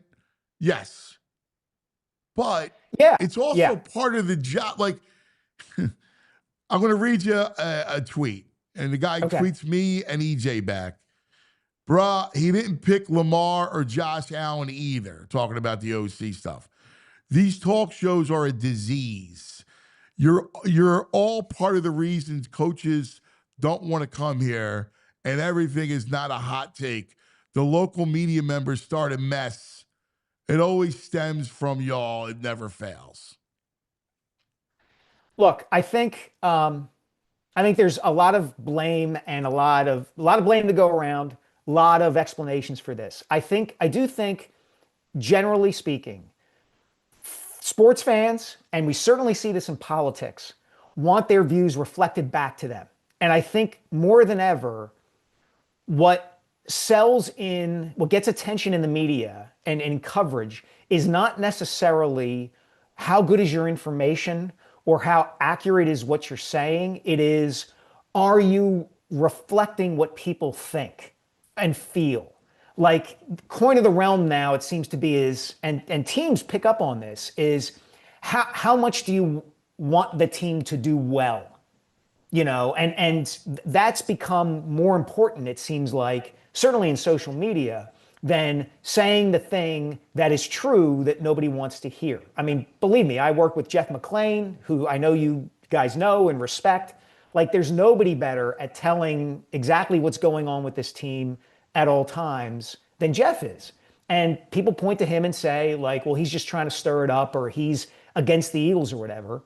There's a lot of blame to go around. Like, we've lost trust in the idea of being a messenger, that you can operate in good faith. Everybody presumes that if you are taking a position, I get this all the time, if I'm taking a position, it must be because I'm taking up for somebody, or I don't really actually believe that, I just kind of want the attention. When that's not the case. Like, I kind of have a bit of a contrarian nature, and part of my job is to be like, no, well, have you looked at it from this way too? And that trust in that is just gone. Like, people just don't buy into that. They trust what reaffirms what they already think. Yeah, it's a shame because, like, we talk about the chat all the time, and we'll get into it. And I'm grateful that they're here and that they like the content and they like the conversation. But, like, they'll get mad. Like, they'll get mad at me if I point any of the blame on Jalen, when it's like, when I just go, listen, you guys know, like, you don't need me to tell you, but he's culpable in this. It's not all him. It doesn't mean that he can't play. It doesn't mean, but there is some culpability there. Like, you got to accept that the OC, whoever the OC comes in, has to get him right. Like, that he wasn't right. That Patullo might have not been the guy, and he might have had the lion's share of the blame pie, but Jalen has to take some culpability in it, in the offense. He's the quarterback. Right. And people hear that and they say, well, you must be a Jalen hater, when all you're doing is saying, look, there's another side to this. There's more to this than just beat up on Kevin Patullo. And that doesn't absolve Kevin Patullo from being... He's gone. Like, we know he was a major part of the problem, right? So who's next? Whoever the guy is that comes in here next has to deal with a lot. And that includes a quarterback that needs to get better throwing the football. That's just has to be. You can't have an offense like we've had the last 2 years. Even though they won the Super Bowl last year, they won because they had an historic running game and a great defense. You got to get more out of your passing game. And it's reflected in this season. Yeah, and look, there's tribalism here too, right? Like, if you were to stand back and say, and break down film, let's say, of Justin Herbert versus Jalen Hurts, you could point to reasons why Mike McDaniel would want to work with Justin Herbert more than he would want to work with Jalen Hurts. And then you'll get the pushback of, yeah, but Hurts won the Super Bowl. or Hurts did this, or Hurts is our guy, or whatever, how can you say this? You're just hating on Jalen Hurts. And again, it gets back to what we just said, that idea of kind of like dispassionately looking at a situation and dealing with it from reality. People don't want to hear that. They just don't. No, and the shame of it is like it's not fair to everyone wants to blame AJ Brown, right? Yeah. If you do a little digging, it's not all AJ's fault. And there are some routes that are AJ's not dogging it. Like people go right there. Yeah, Jalen made a nice throw that AJ should have caught in that game against the Niners. Yes. All right. So he went through his hands. I mean, it's going to happen. AJ Brown is a damn good receiver, right? And the coach should never have done what he did to AJ Brown. Never. And there's issues there.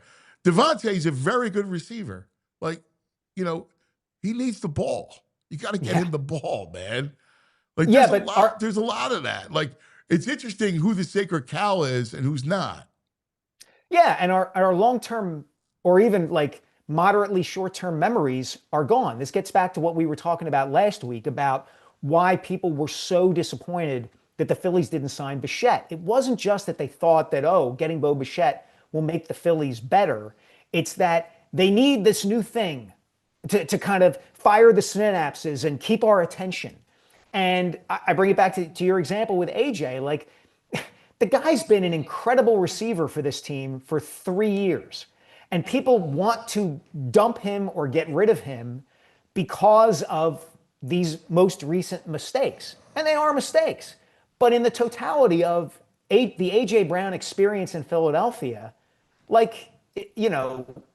we really just the Eagles just need to get rid of AJ Brown because it's been so terrible with him here? Really? They've made the Super Bowl twice. The guy's been he's won a slew of games for you.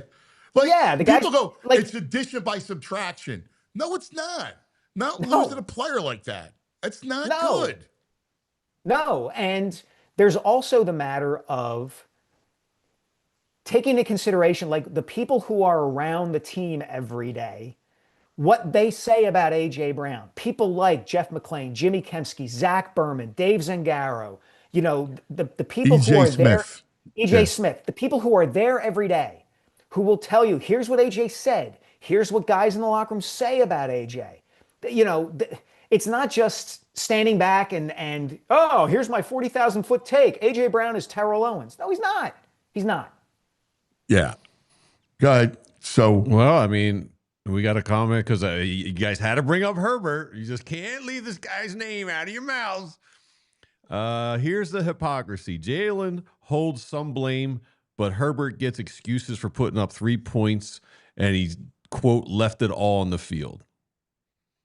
Yeah, you know what? A lot of fans are pyromaniacs and fields of straw men here. This is... Justin Herbert's a very good quarterback. Is he as accomplished as Jalen Hurts when it comes to winning games in the postseason? No, of course not. He's not. And he's played terribly in the postseason games that he's had. But the reality is that coaches and people around the league look at Justin Herbert and his skill set and what he does in certain situations and say to themselves, if we could get Herbert in a different situation, we would love to see what he could do. And on the flip side of that, Jalen's been, for all the good things that Jalen does, Jalen's been in a really good situation for the last 3 years. I don't know if you guys saw this. Ben Roethlisberger tweeted something or said something the other day that was really, really good. He talked about his experience with the Steelers. And he said too many NFL teams go and draft a quarterback then try to build around the quarterback. And by the time the quarterback is ready to hit his stride, he's been beaten up, he's gone through 2 or 3 play callers, and his career is off kilter. Yes. He said, I came into a situation where the team that was ready in every other regard, every other position group was good to go. And I was able to step into that. And we got to the Super Bowl and won it my second season, and we were able to win it the following year.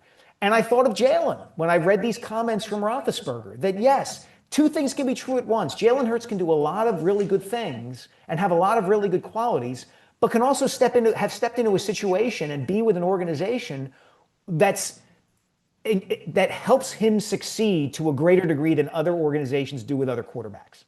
There's something about his makeup too, though. I mean, I get what you're saying when you see Herbert throw a ball and his arm strength, but there is something about the makeup where Jalen comes up big in big games or plays much better than Herbert does in pressure situations. Yes, of course, but that doesn't mean you shut the debate down and say Jalen's better than Herbert. That's it. End of story. Sure. You hate the Eagles. Goodbye. It's clear that in big games, Jalen has come up money. Yes, it's just he has right. Like we all agree with that. The only thing I'll push back with this 3 points. Did you watch the game? Like you got to watch the game and see the beating that Herbert took. But I would think it's a playoff game. I think most people watched it. I don't know. I mean, if you did you watch the game? Yes. Did you see the amount of hits that he took? Mm-hmm. I mean, say what you want. That wasn't a choke job. That has nothing to do with Hurts. Jalen aside, if you watch that game, the kid took a beating. There was nowhere him to go. I watched the game and I went, damn. They had no tackles. If you watch the game, my biggest thing is I don't think people watch the game close. They don't watch other teams. They watched 4 for 4 here and nothing else. They may watch cursorily the game, but you got to actually pay attention to it and see it. That's all I'll say. This is not a Herbert versus Jalen argument. This is hey, look, if you watch the kid took the beating, like you know that game wasn't on him. And go back and watch the game the Eagles played against the Chargers earlier this season. Look at the beating that Herbert took in that game from the Eagles. I mean, they sacked him, 6 or 7 times. He ended up scrambling for 65 yards. It was the difference in that game. You know, you're right. You have to watch this. And to your point, every piece of evidence, every number that you look at when it comes to Philadelphia's interest in teams and games and the rest of the league beyond Philadelphia bears this out. We have tunnel vision about what's going on with our teams, and we're not quite as plugged into what's happening relative to those teams around the league. It's just that, we think the Eagles should have won the Super Bowl this year. They didn't. They must stink. And there's not enough of looking around and kind of being yeah, it was, a tough year to watch, but look around at what else is going on here and keep some perspective. Yeah. I just think there's just certain. I'm just a Herbert guy. I do think he comes up small in big games, and someone's it's the intangibles, and Jalen does have the intangibles, and we see someone like Josh Allen who, sometimes he doesn't come up big in big games in the postseason, and he seems to get a little more leeway on ESPN and everywhere nationally than the likes of a Jalen Hurts. And that's just it's not a conversation here. It's a conversation nationally. There's a national pushback about Josh Allen. He's the golden boy. Arlovsky's getting hammered because he makes excuses for Josh Allen. And it does seem like Jalen doesn't get that level of excuses sometimes, even though he's won a Super Bowl and he's been a Super Bowl MVP and he's been to 2 Super Bowls. Yeah, I think you're 100% right about that, VG. And again, part of this comes back to all of us, whether we're covering this stuff or just consuming this content, we have to be smarter about understanding why people say the things that they say. I know Dan. I like Dan a lot. He's a great, great guy. Dan is an ex-quarterback, and Dan is on a show where if they don't have conflict, nobody's watching the show. The idea of the way Ant and I just opened our discussion, where Ant said, here's my feeling about where we are in the market and how people feel. And I come in and say, I agree with you 1,000%. On the show that Orlovsky's on and on other shows like that, locally and nationally, that would be a no-no. You can't agree 1,000%, because then we don't have conflict. And then it's not sports gaper delay, basically, where we're all just tuning in to watch 2 people argue with each other, whether they are sincere about it or not. I don't know about you. I've always been uncomfortable watching that. It's never been appealing to me to watch when it was originally. I don't think there's much conflict. I think ESPN, they gush over Josh Allen for the most part. And I think that's the pushback, is that everyone gushes over him. Let me throw this out to you guys. All right. Burrow. Like, what if the Eagles said, hey, Cincinnati, I know you're going through a whole thing. We're going to give you 2 number 1 picks and Jalen for Joe Burrow. How would that go over? I would think people would be okay with that. You think so? I mean, he gets injured. You think he's got a bad offensive line. With Checo, I don't know. What's he won? What's he done? Right. Well, he gets injured. That's the question mark with him is he gets injured. Right. Yeah. Yeah. I mean, he's won a national championship. Yeah, but they'll go, what Super Bowl have you won? What Super Bowl MVP you won? You put a lot of numbers, but you don't win a lot of games. Yeah, I think there would be a lot of what Anthony just put his finger on. I'm not sure that would be the majority of people's opinions, but I think there would be a lot of it. And I think there would be a lot of nervousness. I think Philadelphia fans generally default to like either what is the best possible scenario or the worst possible scenario. And I think a lot of people would go to worst possible scenario, which would be we just traded for a quarterback who might drop back, plant his foot, and tear his knee up. And then where are we? Yeah. And Jalen missed a game a season, but he was out there. You could count on him. And he played through everything, et cetera, et cetera. So we got one response. Absolutely not. Burrow's always hurt. But then there's, I take Burrow in a heartbeat. And there's another Burrow's no Tanner McKee. So you're going to be all over the place. Nobody's Tanner McKee. Only 2 quarterbacks at the end of that Bears-Rams game. Only 2 quarterbacks in the NFL can make the throw that sent that game to overtime. Caleb Williams and Tanner McKee. That's it. Yeah, I love that game. I enjoyed that game. I love quarterback. I love arm talent. I've always loved arm talent. And watching Caleb, the throw is people like, oh, it was a Hail Mary. Get the hell out of here. He knew there was a spot, and that was a rope. Caleb Williams, I don't care. Oh, he's inaccurate. The kid's arm talent is through the roof. And then Stafford makes the throw in overtime. Yes, the one to Devontae Adams. Which was sick. Like, only a few people. And as I was watching the game, I was getting annoyed by McVay. The idea that you get the ball in overtime. First of all, I don't understand this deferring in overtime. Like, I think it's idiotic. Take the ball and win the game. Right. And if you don't win the game, right, and you put, all right, well, then you're going to get the third, the opposite. If you hold, you're going to get the next possession. Like, and then the game's over, right? Like, why wouldn't you want the ball? It's crazy to me. It's not the college rules where you're guaranteed the even possession, the 4th, the 6th, whatever it is. But regardless, McVay ran the ball 3 times to start overtime. And you got Matt Stafford, Puka Nacua, and Devontae Adams, and all those tight ends. Yeah, it's a diverse. Yeah, well, McVay is known for that, right? Getting conservative in big games for all his great play design. And I do think there is we saw this with the Eagles this year with the way they ran their offense and the way Nick wants them to play, first do no harm kind of a thing.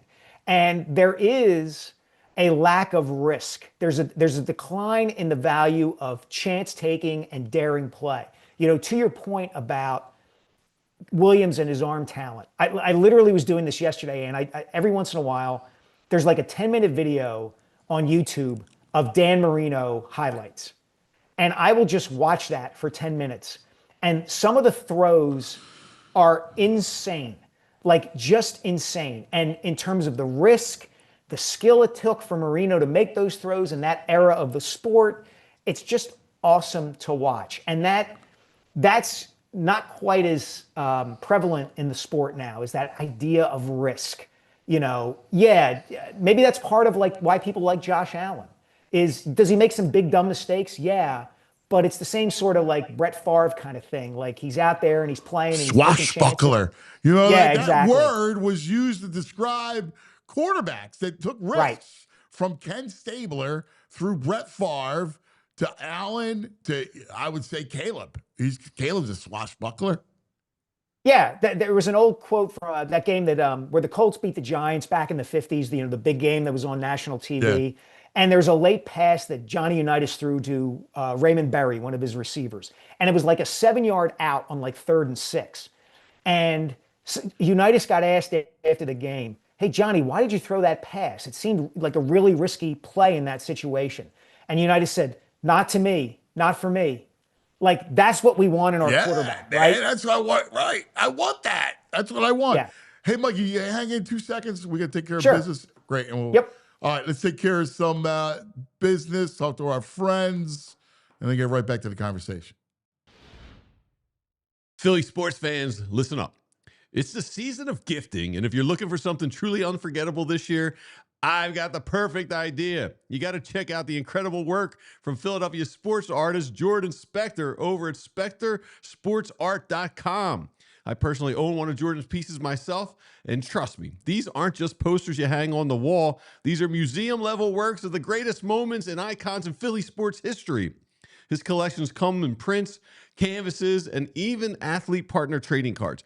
And get this, one of the newest cards actually includes a piece of Brandon Graham's real game-worn jersey from that matchup in New Orleans. Remember against the Chiefs? It doesn't get more authentic than that. If you got a diehard sports fan in your life, or if you just want to treat yourself, this is the kind of gift they'll talk about forever. So you want to head over right now to SpectorSportsArt.com. That's SpectorSportsArt.com and grab something epic for the Philly fan in your life. Everybody's got their favorite hard tea, but have you ever turned the can over to read what's inside it? You can't. You know why? Because they don't tell you. They don't want you to know. They're hiding what's inside the can. Crooked tea, totally different. Crooked tea, they don't hide it. They brag about it. You know why? Because Crooked Tea brews real USDA organic tea for real flavor, and it's got 0 sugar. There's no fake junk hiding behind the label. What you see, that's what you drink. Next time you're at the store, try it. Try it if you don't believe me. Flip the can over. If you can't find the ingredients, you know what you do? You put it back on the shelf, and then you grab a Crooked Tea. 0 sugar, real tea, and it's fully transparent. You know it, Philly. Real recognizes real. So why drink the fake stuff? Crooked Tea. The only thing better? The strip sack in the Super Bowl. Visit crookedtea.com to find a store near you. The great Mike Sielski with us right now. All right, I got a chat. We got a comment from Kevin Weiss. I think it's something we can all agree on. A trade. Can we trade Sirianni for Signetti? You on board, Mike? You on board? I'm in. Hey, I'm down for anybody who likes a beer, and Curt Signetti likes a beer after a game, so that's good enough for me. Yes, I love that. That was a great line. I'm gonna have a beer. It was hey, there ain't much in life that can't be made better by having a beer with it, you know? Right. Oh man. Who do you want for OC? In my opinion, it's going to be either Kafka or Nagy. Yeah, that would be my guess. And the choice between those two, I probably would take Kafka. It's had a little bit more freedom. I know Nagy's been a head coach. I would probably lean that way. Joe Brady's still out there. Yeah, I mean, he's a pretty creative guy. I like Brady. I don't think that's a fit. Okay. Murph had a good column the other day where he pointed out that it would probably be good if they hired somebody who had been a quarterback, that background would be helpful. Steichen was a quarterback. You don't necessarily need to have been a quarterback to be a great play caller, but the chances might be better if you were. And so in that respect, Kafka would be somebody I'd be interested in. Yeah, I'm with you on Kafka. I'd go that route. The one thing, and there's a lot of talk about the young wonderkins. There's a couple of wonderkins. Pat brought a local kid from who's the OC in Jacksonville, who's from Doylestown, right? There's the kid you brought up. Oh, Declan Doyle. Declan Doyle from Chicago, right? Mm-hmm. He sounds like a guy who hung out with Al Capone, Declan Doyle or something. He's on the Untouchables. Yeah. And there he is. He's a cop. This pretty boy Nick Sirianni, I want him dead. I want his family dead. I want his whole family. Baseball bat him. We're in Overtime OT. You're watching on any of the all of our streaming services.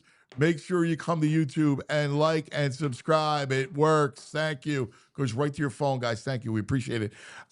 Hey, Tyler did a poll. If the Eagles hired Nagy or Kafka, are you good, meh, or bad? 205 votes.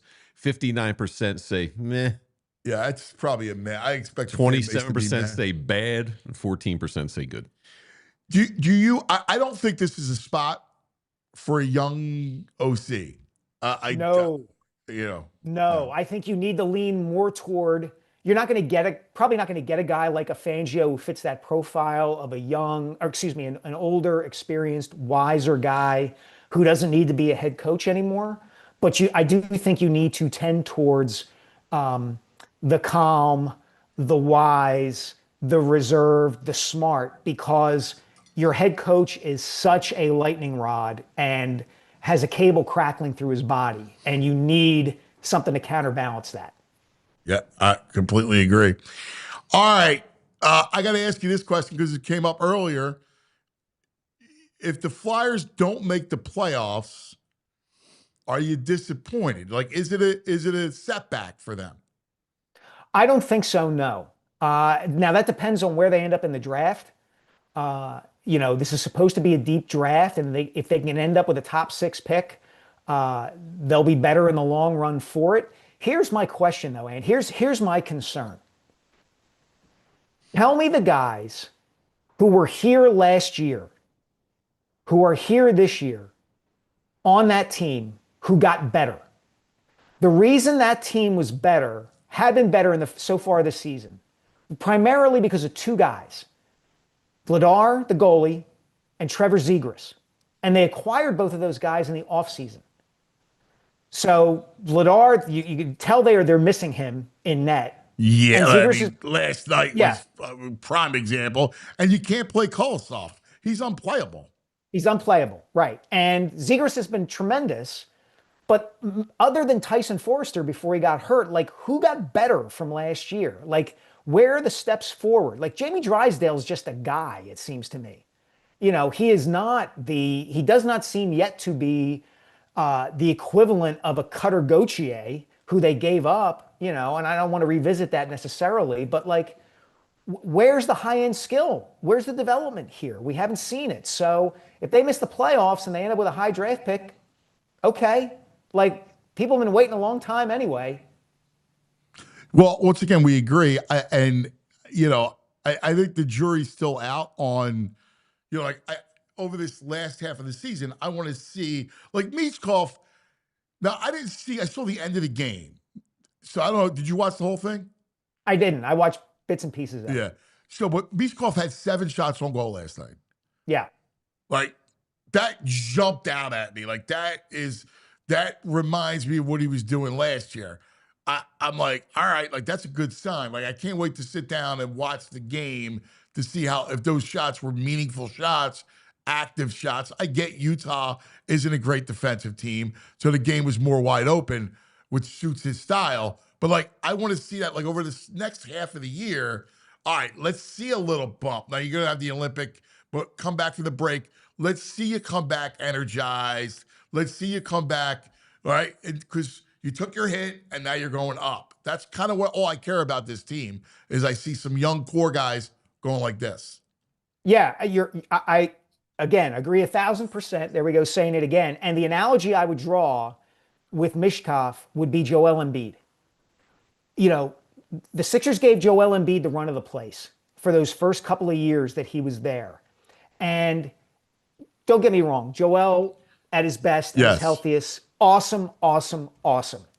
But was kind of missing that, like, slight little thing that separates the all-timers from the all-timers.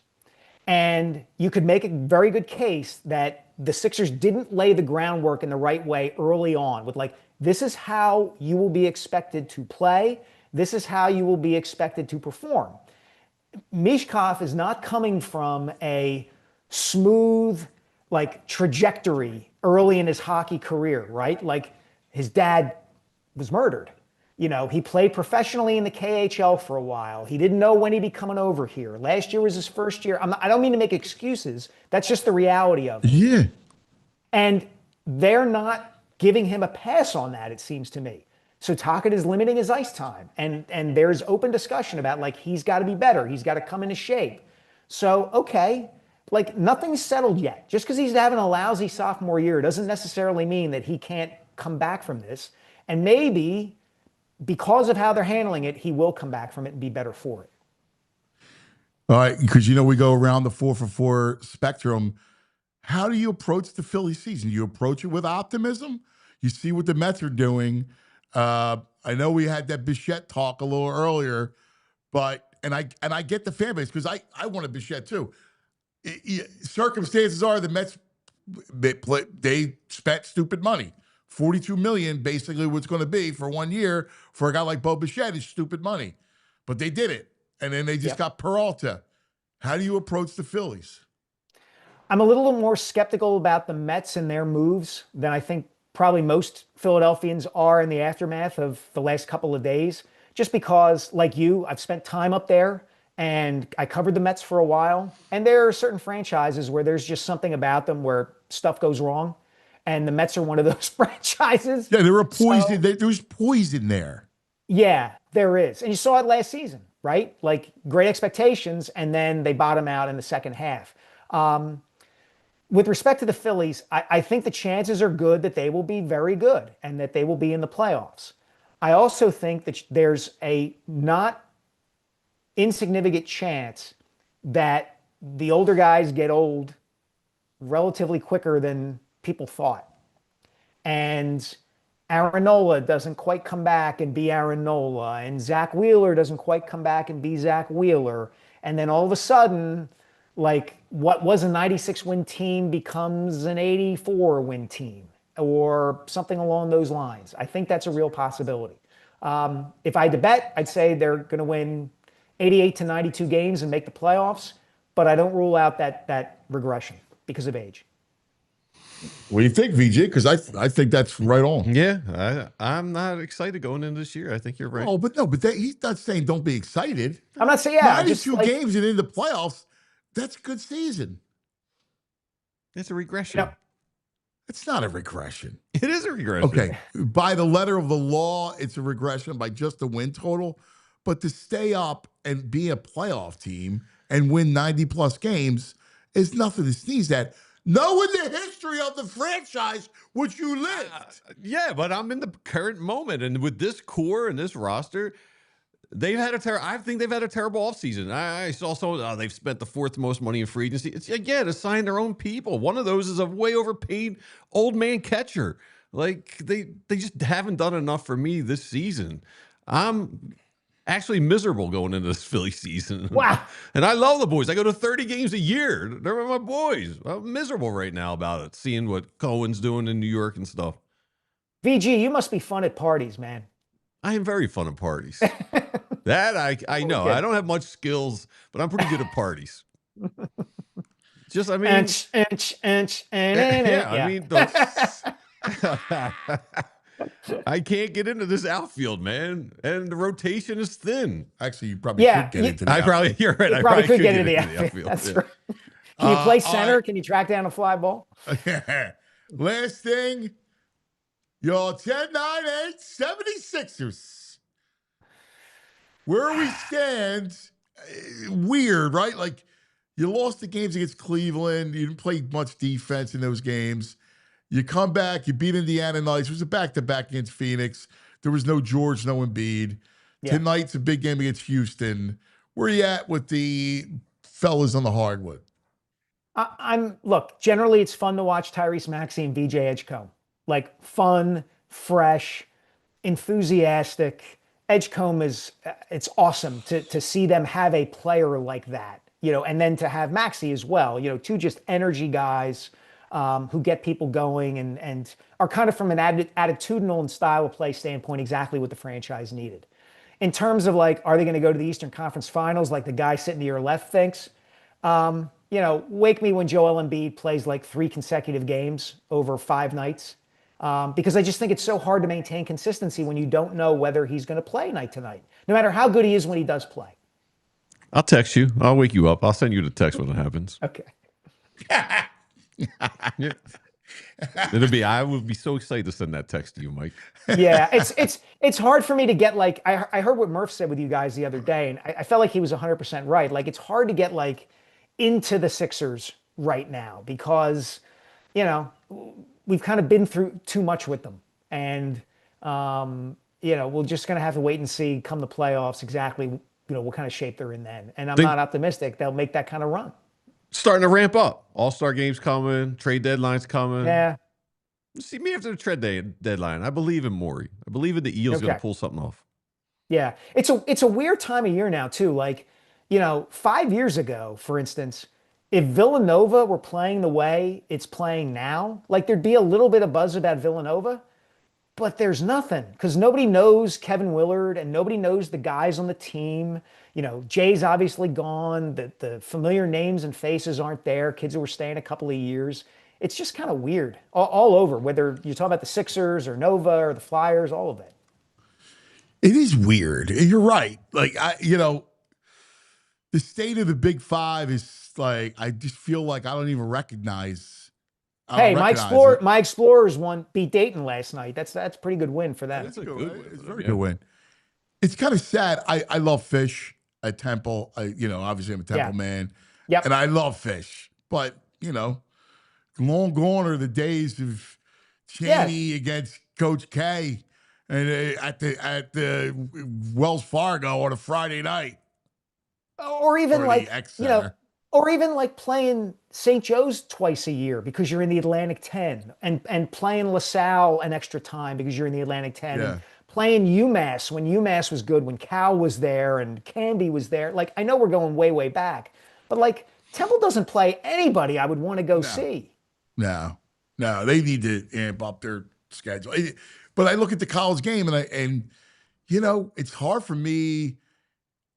I'm so into football that I just, there's no room for college basketball. Like I got my football, which is all encompassing, NFL and college. Yeah. And then I got my hockey and my NBA, right? I got my NBA, NHL, and I love college basketball. I don't have any room for it. Now, I will when football ends.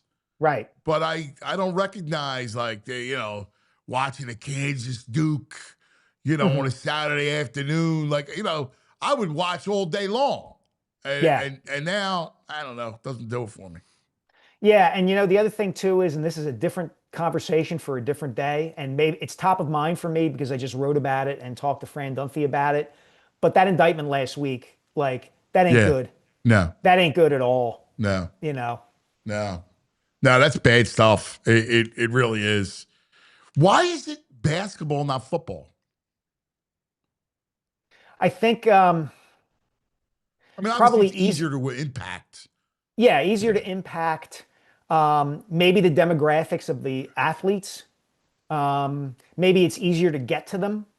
The web of AAU and handlers and people of that, just kind of the culture of the sport makes it so. I mean, but I'll never understand how like you're betting $250,000 on a LaSalle Bonaventure game or a Radford game. Like, how are alarm bells not going off all over the place? They're very dumb on the criminal side. Guys organizing this, $250,000 on St. Bonnie's LaSalle first half. Like, obviously, I mean, ding, ding, ding, ding, I have no experience in law enforcement. I know something's weird about that. That's like just, the alarm. Leave it out the back door and the sirens go off. Like, right.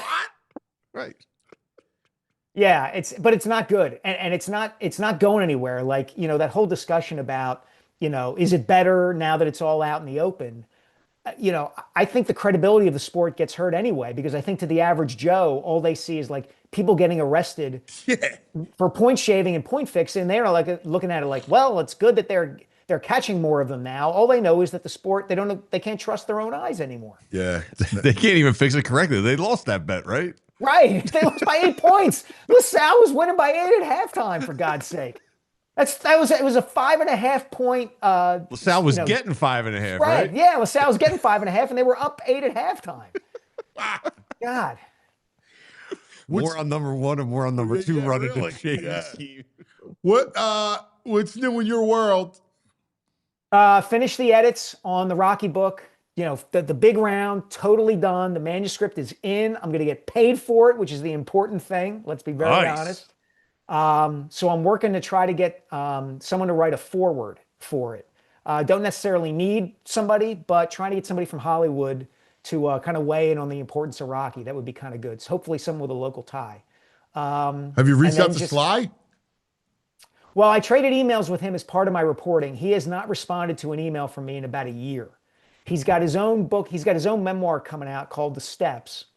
And that comes out in a couple of months. And of course, then they've got the movie that's coming out as well. Yeah. So my book doesn't come out till November, but the good part is I get the last word.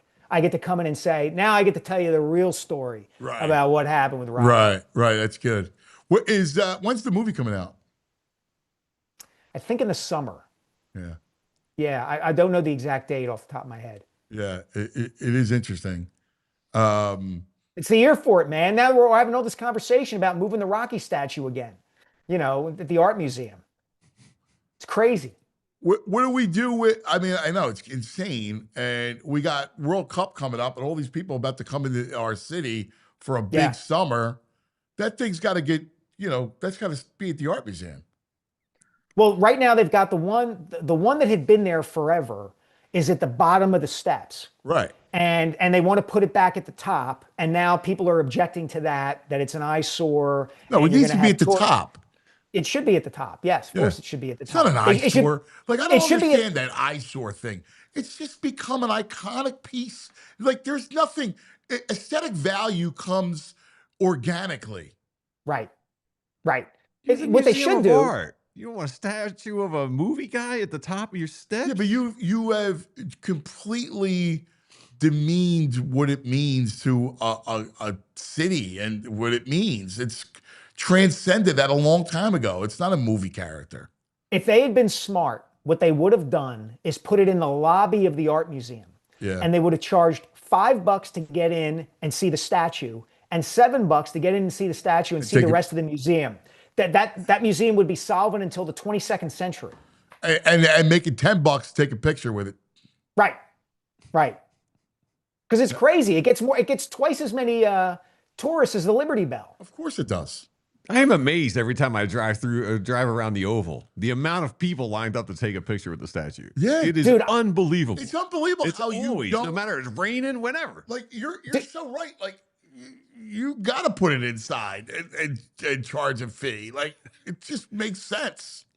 I went there Black Friday morning when the Eagles were playing the Bears. I stopped there on my way to the game and to get a scene for the book. And I talked to people who were standing in line. There was like a dude from Washington, D.C. there with his brother-in-law, and his brother-in-law was from Mexico City. And all the brother-in-law wanted to do was see the Rocky statue. So they drove up Black Friday morning from D.C. to stand in line and get his picture taken with the statue. Like, it was crazy. 10-year-old kid who hadn't seen the movie just running up the steps because that's what he knows that's what he's supposed to do is run up the steps. It's amazing. You're right. People haven't even seen the movie to do it. Yep. Now that's Sly's statue, right? That he's loaned them? Yes. The one that's at the top now is the one that it was kind of a replica and it was put in last year and they haven't gotten around to moving it. The one that had been at the top of the steps for years and years is now at the bottom in this kind of like grove of trees next to the steps. That's wild. My brother, we love you, buddy. We'll be following Thanks, along. fellas. All right. You're the greatest. All right, man. Be good. Talk to you next week. There he is, the great Mike Sielski. We love him. Bro, it was a great conversation. Pat and Mike, it's very thoughtful, interesting stuff. I hope the chat likes it. You know, we love our conversations. You got a couple nugs? You want to go back in the day? What are we doing? Let's do some nugs.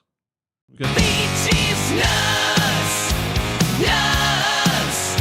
It's just time for Beaches nugs. Beaches nugs. Nugs.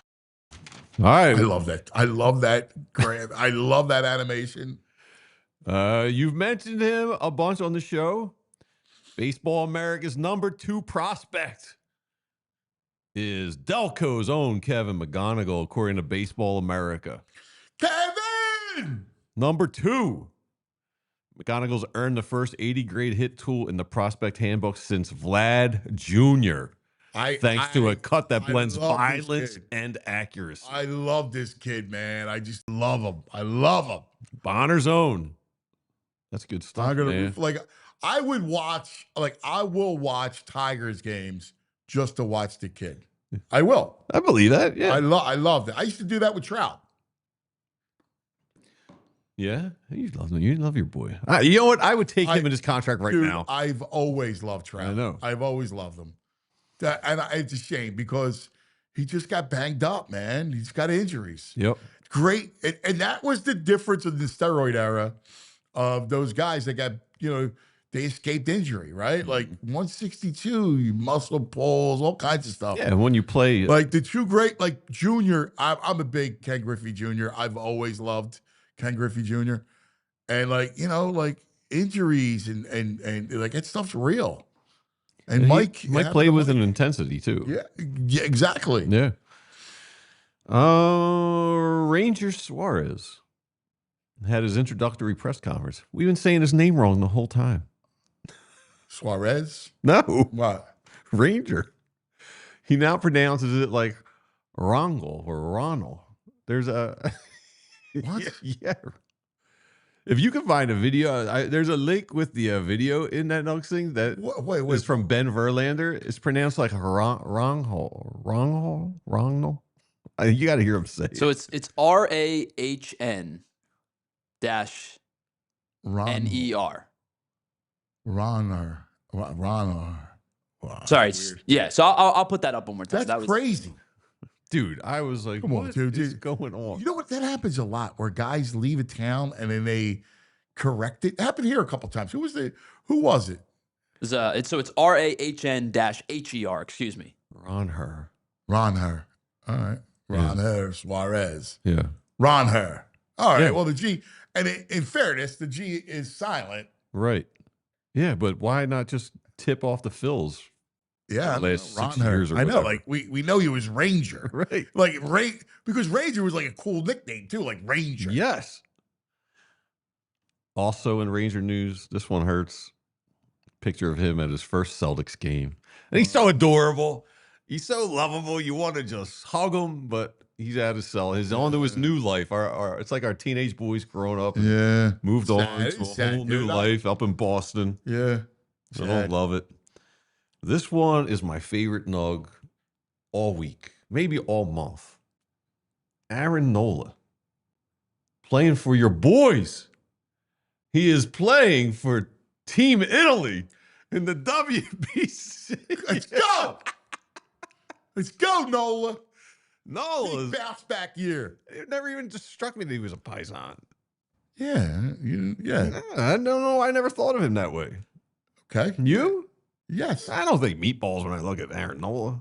I don't know what I thought. Maybe I just stuck in the New Orleans. Why would you say that? So it's one of the greatest creations of our culture. No, it's not. It's not our culture either. It's my culture. It's crazy. Meatballs. Oh, you don't like a good meatball? You make great meatballs. What are you talking about? I do. But that's not whatever. You always find a way to irritate me with that stuff. You want me to say gabagool? Come on. Meatballs. All right, let's go. You do this on purpose. Let's go back in the day. I was with Mr. Tony. We're going back. We're going back. We're going back in the day with True Mark. Oh, yeah. All right. Where we going, buddy? January 22nd, this day, 1992. Charles Barkley pulled down 14 rebounds against the Knicks, and he set the 76ers career record for rebounding. The round mound of rebound. Passing Wilt Chamberlain and Billy C. And he is your franchise all-time leading rebounder, which is pretty amazing. Oh, like my God. 6'4.5" or 6'5". That's amazing. Pretty crazy. Yeah. That is amazing. Love Chuck. I love that. I love him, man. Uncle Frank. Now, here we go. Hey, Strapper. Why do you think there's a vowel at the end of his name?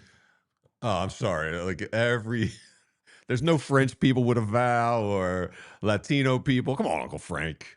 Come on. He went, hey, Strapper of the week. Thanks to Pat McLoone. We didn't get to it. We gotta make that one. Oh, you're right. We gotta make that one of his 5 every week, the Strapper of the week. Hey, by the way, Big Farts Jones, Fartsy, who chimes in and says he's never hated Nolan Moore. What a loser. He is he's playing tonight. I think he's on a bill at Helium, a nightclub tonight. Go check him out. He is? Yeah, 7:30. He's got to come in and do his act. He says 22nd and Sansom, 7:30 Helium Comedy Club. Check him out. First beer's on him. Just saying. Oh, that's awesome. Yeah. Oh, dude, if I knew I got to do Parks tonight, I'd love to go see I'm meeting a friend for drinks at 6. I might convince him to take a walk over to Helium. I would love to see him. I'd love to see Fartsy. Yeah. Fartsy, come in. Listen, we give the invite to everybody to come in. Fartsy, come on in and do your he should do a hot 3 minutes here. Do it. Yeah. We'd love to see it. All right. That's going to do it for us. Tyler, great job, buddy. Everybody, thank you for hanging out, man. We love you guys. Be careful. See you tomorrow for Football Friday. Football Friday. We all silly like the mayor.